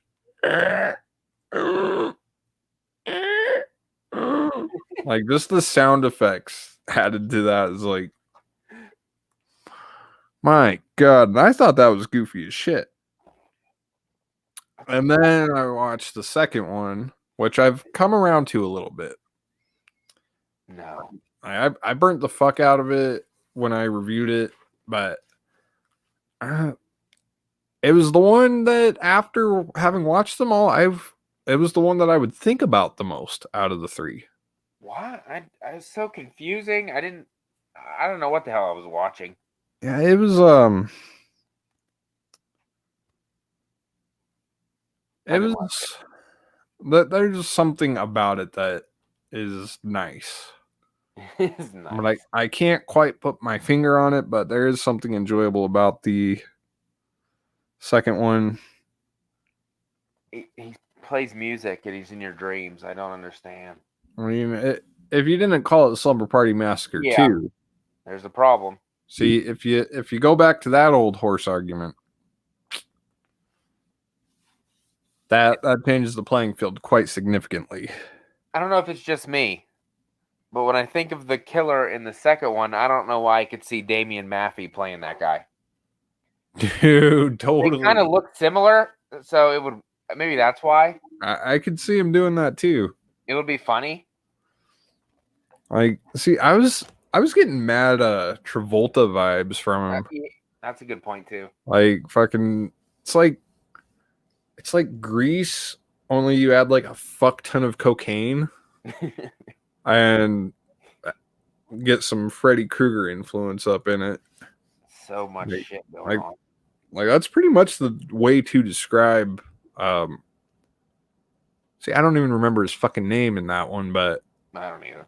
the driller guitar killer is if Freddy Krueger had a baby with John Travolta. That's what you get. Damn right. Fantastic. Trashy said, topical question: if slasher uses guns, are they still slashers? No, I don't think so. It depends. Is it their primary weapon or do they use it just a couple of times? That's a good point. If they use it like one time, I guess that's okay, but not the I whole mean, movie. Scream. You got to think Scream. Like, Houston, we got a problem here. what? The gun man. I said it right here. Oh man, Oh.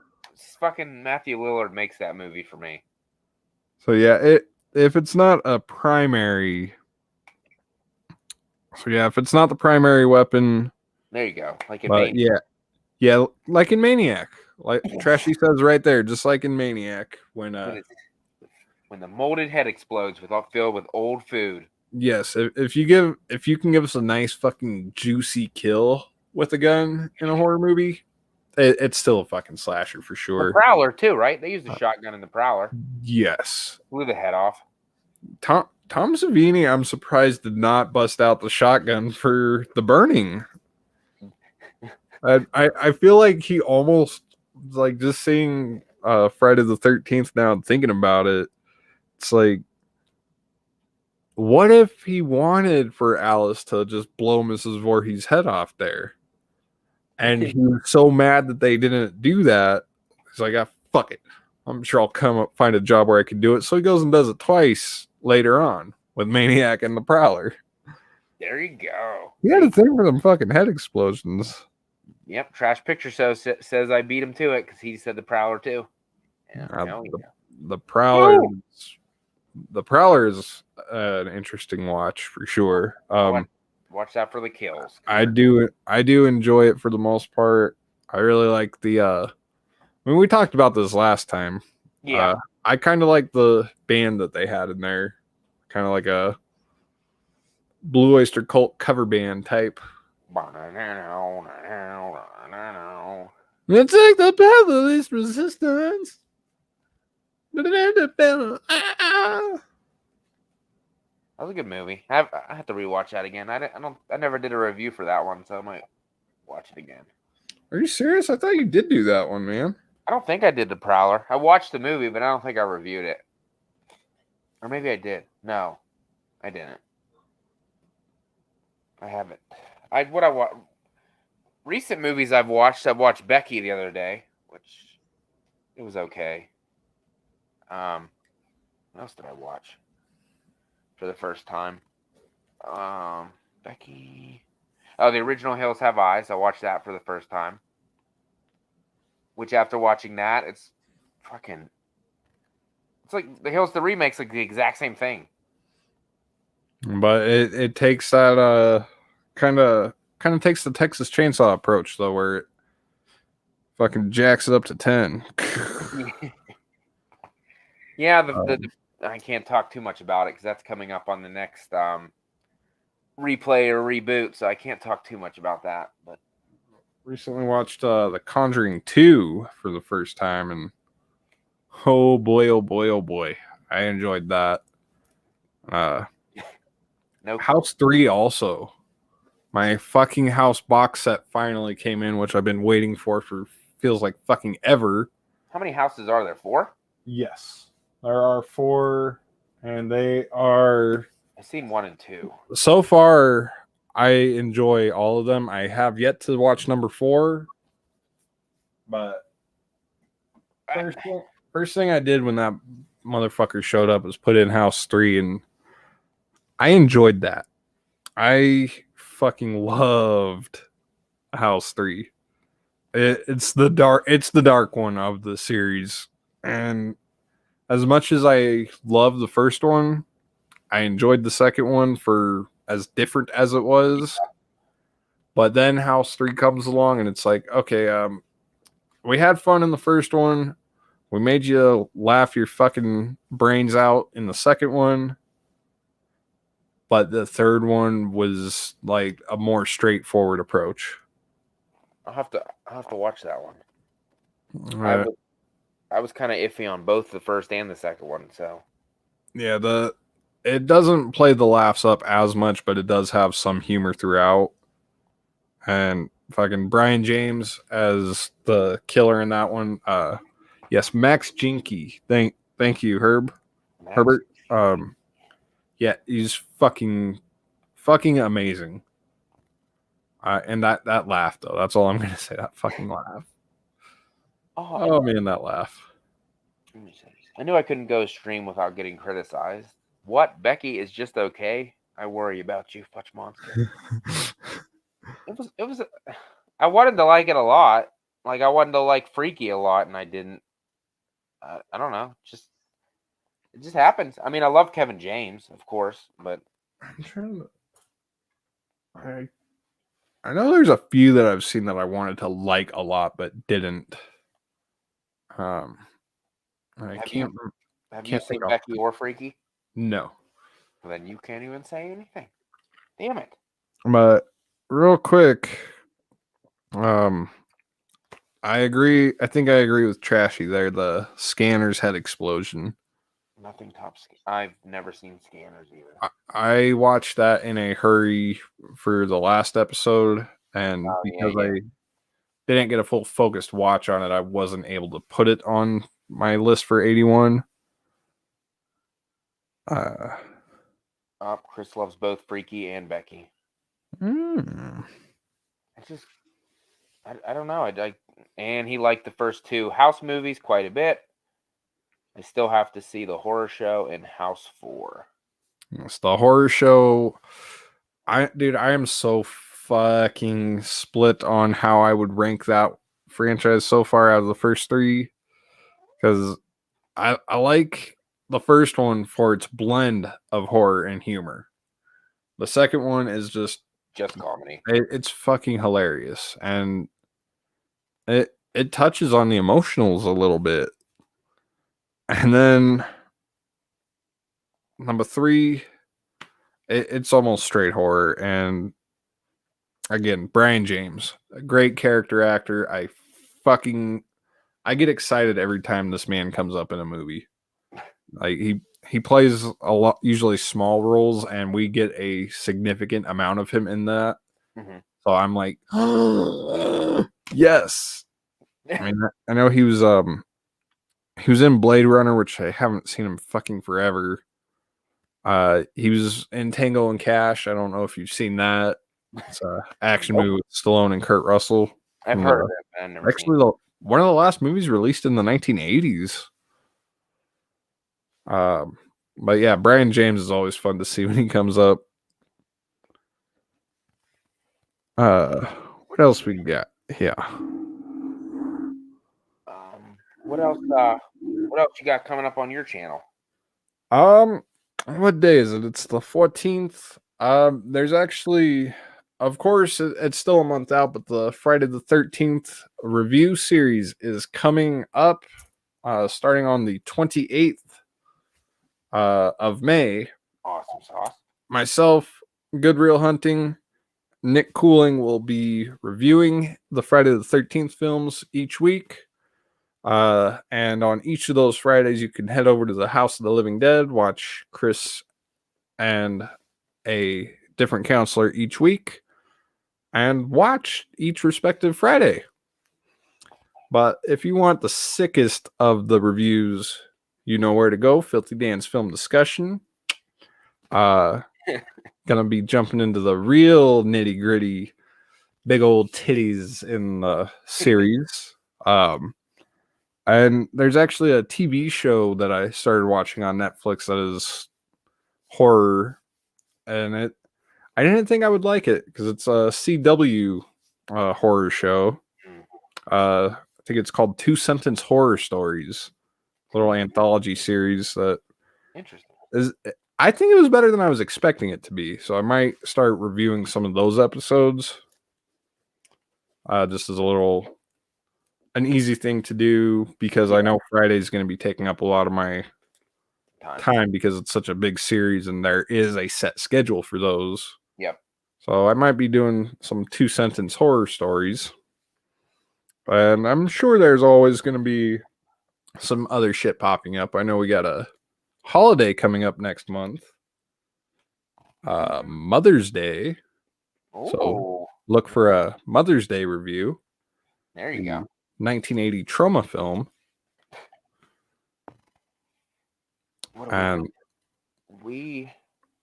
we got? Filthy with Fauci. We got episode 8 in 2 weeks. We're bringing on the people behind the fan film Valentine Bluffs. Yes. Super excited about that. They're pretty ecstatic to come on and talk about it. I'm looking forward to it. And then what are we doing? A week after that, we're hopefully going to be bringing back on Mr. James Grimm, and we're going to be talking what else? Halloween 78 versus Halloween 2007 versus Halloween 2018. Yes, the Battle of the Halloweens. 3 movies, same title, fantastic. And you bring up the Golden God John Carpenter there that I almost forgot, and I don't know how I almost forgot. This Friday, I've got Robbie coming back on to In the Flesh. We are going to be doing a watch party for They Live. That's baby. That's going to be a lot of fun. We're going to chew bubblegum and kick ass, and we're all out of bubblegum. And holy shit, guys! Oh my god, Matt's one of them. Roddy Piper, baby. Oh man, good shit. That would have been an interesting time to pull out your little friend there. He left. We picked him off. 99.9% of our show is off the top. We come up with the topic and we do some preparation, but we never know what's going to happen live, folks. No, Night Miss Carter. James Grimm / Sled Gang. Sled Gang. And then what else we got? And then prior to you starting your Friday the 13th review series, we're going to be doing. We will be doing the Tommy Jarvis trilogy. And I have a really big idea for that. I don't want to announce it because I don't know there's probably 0% chance of it happening that way. Okay. But god damn, is it a nice idea. Can we make it happen? Who knows? But if it does, y'all will know. If not, you won't know. And I don't know what it is either, so it's a surprise to me too, I guess. Oh, I told you. I told you what would be a cool idea. Oh, that thing. That thing. Yeah, I don't know about I that. thought about it at work today. I'm like, oh shit, yeah. I don't know about that thing. It's like it probably won't happen. No, Um, we could try. I doubt it. like, but it would be cool. Would be cool. And I was Um, thinking about bringing the other two on for that, like just trying to, you know, it's like, oh, okay. it's like this is even becoming more and more far fetched the more you think about it. Yeah. Well, it doesn't hurt to try. Not at all. Not one bit. I tried to get Mr. Dave McRae here tonight. That was a long shot, but it was worth a shot. At least he answered me back. That meant a lot to me that he even answered me back at all. So Right, that was right. cool enough. But so I don't really have anything else going on. What the fuck am I doing? What am I doing next week? I don't even know. What is next week? Oh, Uh, next week. If we're still doing it, it won't be a Wednesday show. When the fuck am I moving it to? I think Friday. We're bringing Destiny and Robbie on to finish off our 2000. What the fuck am I doing? 2006 to 2010 horror. That's what I'm bringing them on for. I had to think about it. And then I'm gonna bring Destiny back on again, and we're gonna watch the original The Strangers and see how I feel about that one compared hell to yeah. because it's been a long time since I've watched that. So I'm looking forward to watching that movie again. Obviously, it's gonna be a lot slower and boring, unfortunately, but I enjoy it for what it is. That's a slow burn for sure. But it's gonna be fun. I wish I would have held off on my Friday the 13th review series because now everybody's gonna be having fun, and then I ain't Hey, doing. at least you have a higher chance of surviving this summer. I'm not gonna be. Oh, I'm a counselor twice. I could die. I could die. I could die, or I could live, I'm or I getting am. I'm getting a counseling job out at Crystal Lake. I might die this summer. Shit. I don't know how to swim. It's Son like, of a- fuck, not only am I going to be reviewing them, but I will be a counselor too for a week. Oh, I think fuck me sideways. since I already did my reviews, I could do something else. I could figure something else out. I want to be included too. Alien Day. Alien Day. I never even seen Alien. Well, damn it. Now you got me curious. Alien Day. What's Alien Day? April 26th, which is the annual. Sorry, my internet is just being all dummy. So, according to the internet, Alien Day is an annual promotion event dedicated to the Alien franchise held on April 26th. It is officially organized and promoted by 20th Century Fox. The date is a reference to the moon on which Aliens is set. April 26, 426, LV 26, LV 426. Well, fuck me sideways. I might. I Maybe I'll probably watch won't be Alien. able to, but I'll probably watch at least one or two Alien movies. I'm Um, a Predator guy. you're one ugly motherfucker. Predator's awesome. Predator is pretty sick, man. He's I badass. feel like I feel like Ellen Ripley could totally kick Dutch's ass, though. Come on, Arnold Schwarzenegger. He's the best. So, all y'all remaining in the chat, who do you think would win Come on. in a fight? Carter, Ripley, or a Dutch? Oh, Brandon says I'm Team Predator too. All right. What was that? Who knows? Are you the Grudge now? The Grudge. Wait, the Grudge was Sarah Michelle Gellar. Yeah. Sounded like you were doing the grudge thing, the I can do it. I can do it. Andy, your TV is leaking. That's the ring, I dude. know that's the ring. They look the fucking same though, I so it's know.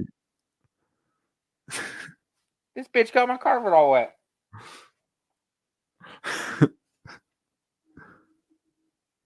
like There you go. Dutch, Dutch, Dutch. Ripley's a survivor, but Dutch. There you go. I got him to say commando though. I mean, of course he's a commando in the movie, but Schwarzenegger did do commando 2 years before. So nice little reference. It's a nice reference to my career. I'm a terminatable. I'm a terminating commando.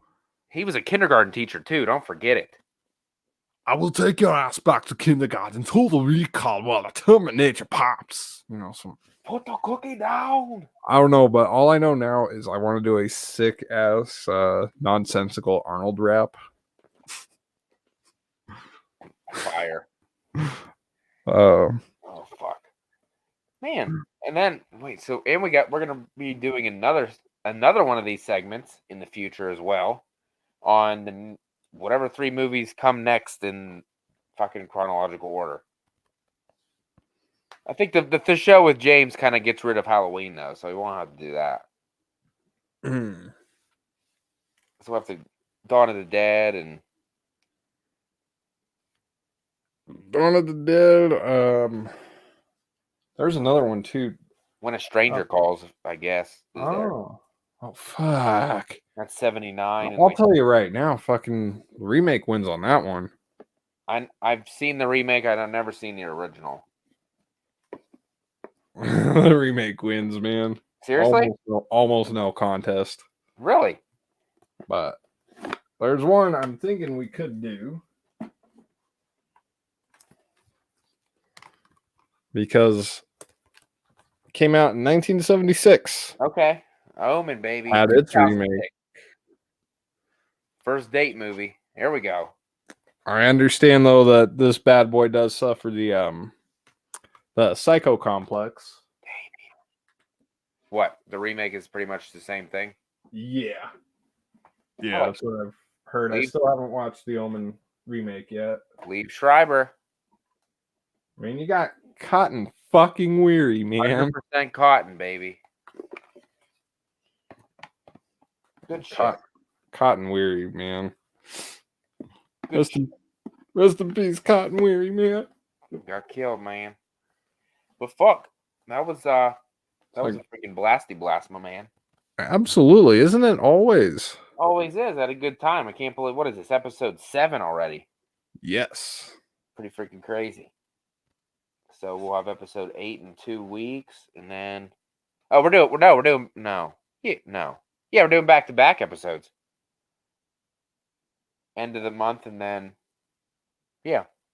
last week of April and the first week of May, back to back. So that'll be episode 8 and 9, and then episode 10 will be the Jarvis trilogy. Fantastic. And obviously, we appreciate everybody that came out to hang out tonight. It was fun. As always. Got off topic, as always, but we wouldn't have it any other way. Were you expecting us to stay on topic? No. But, I think it's time for this guy to go to bed because he got to go to work. But Dan's got a long way to go. Oh, Creeping It Real is on episode 20 next episode. Damn. That was fast. We love you, Chris Snyder.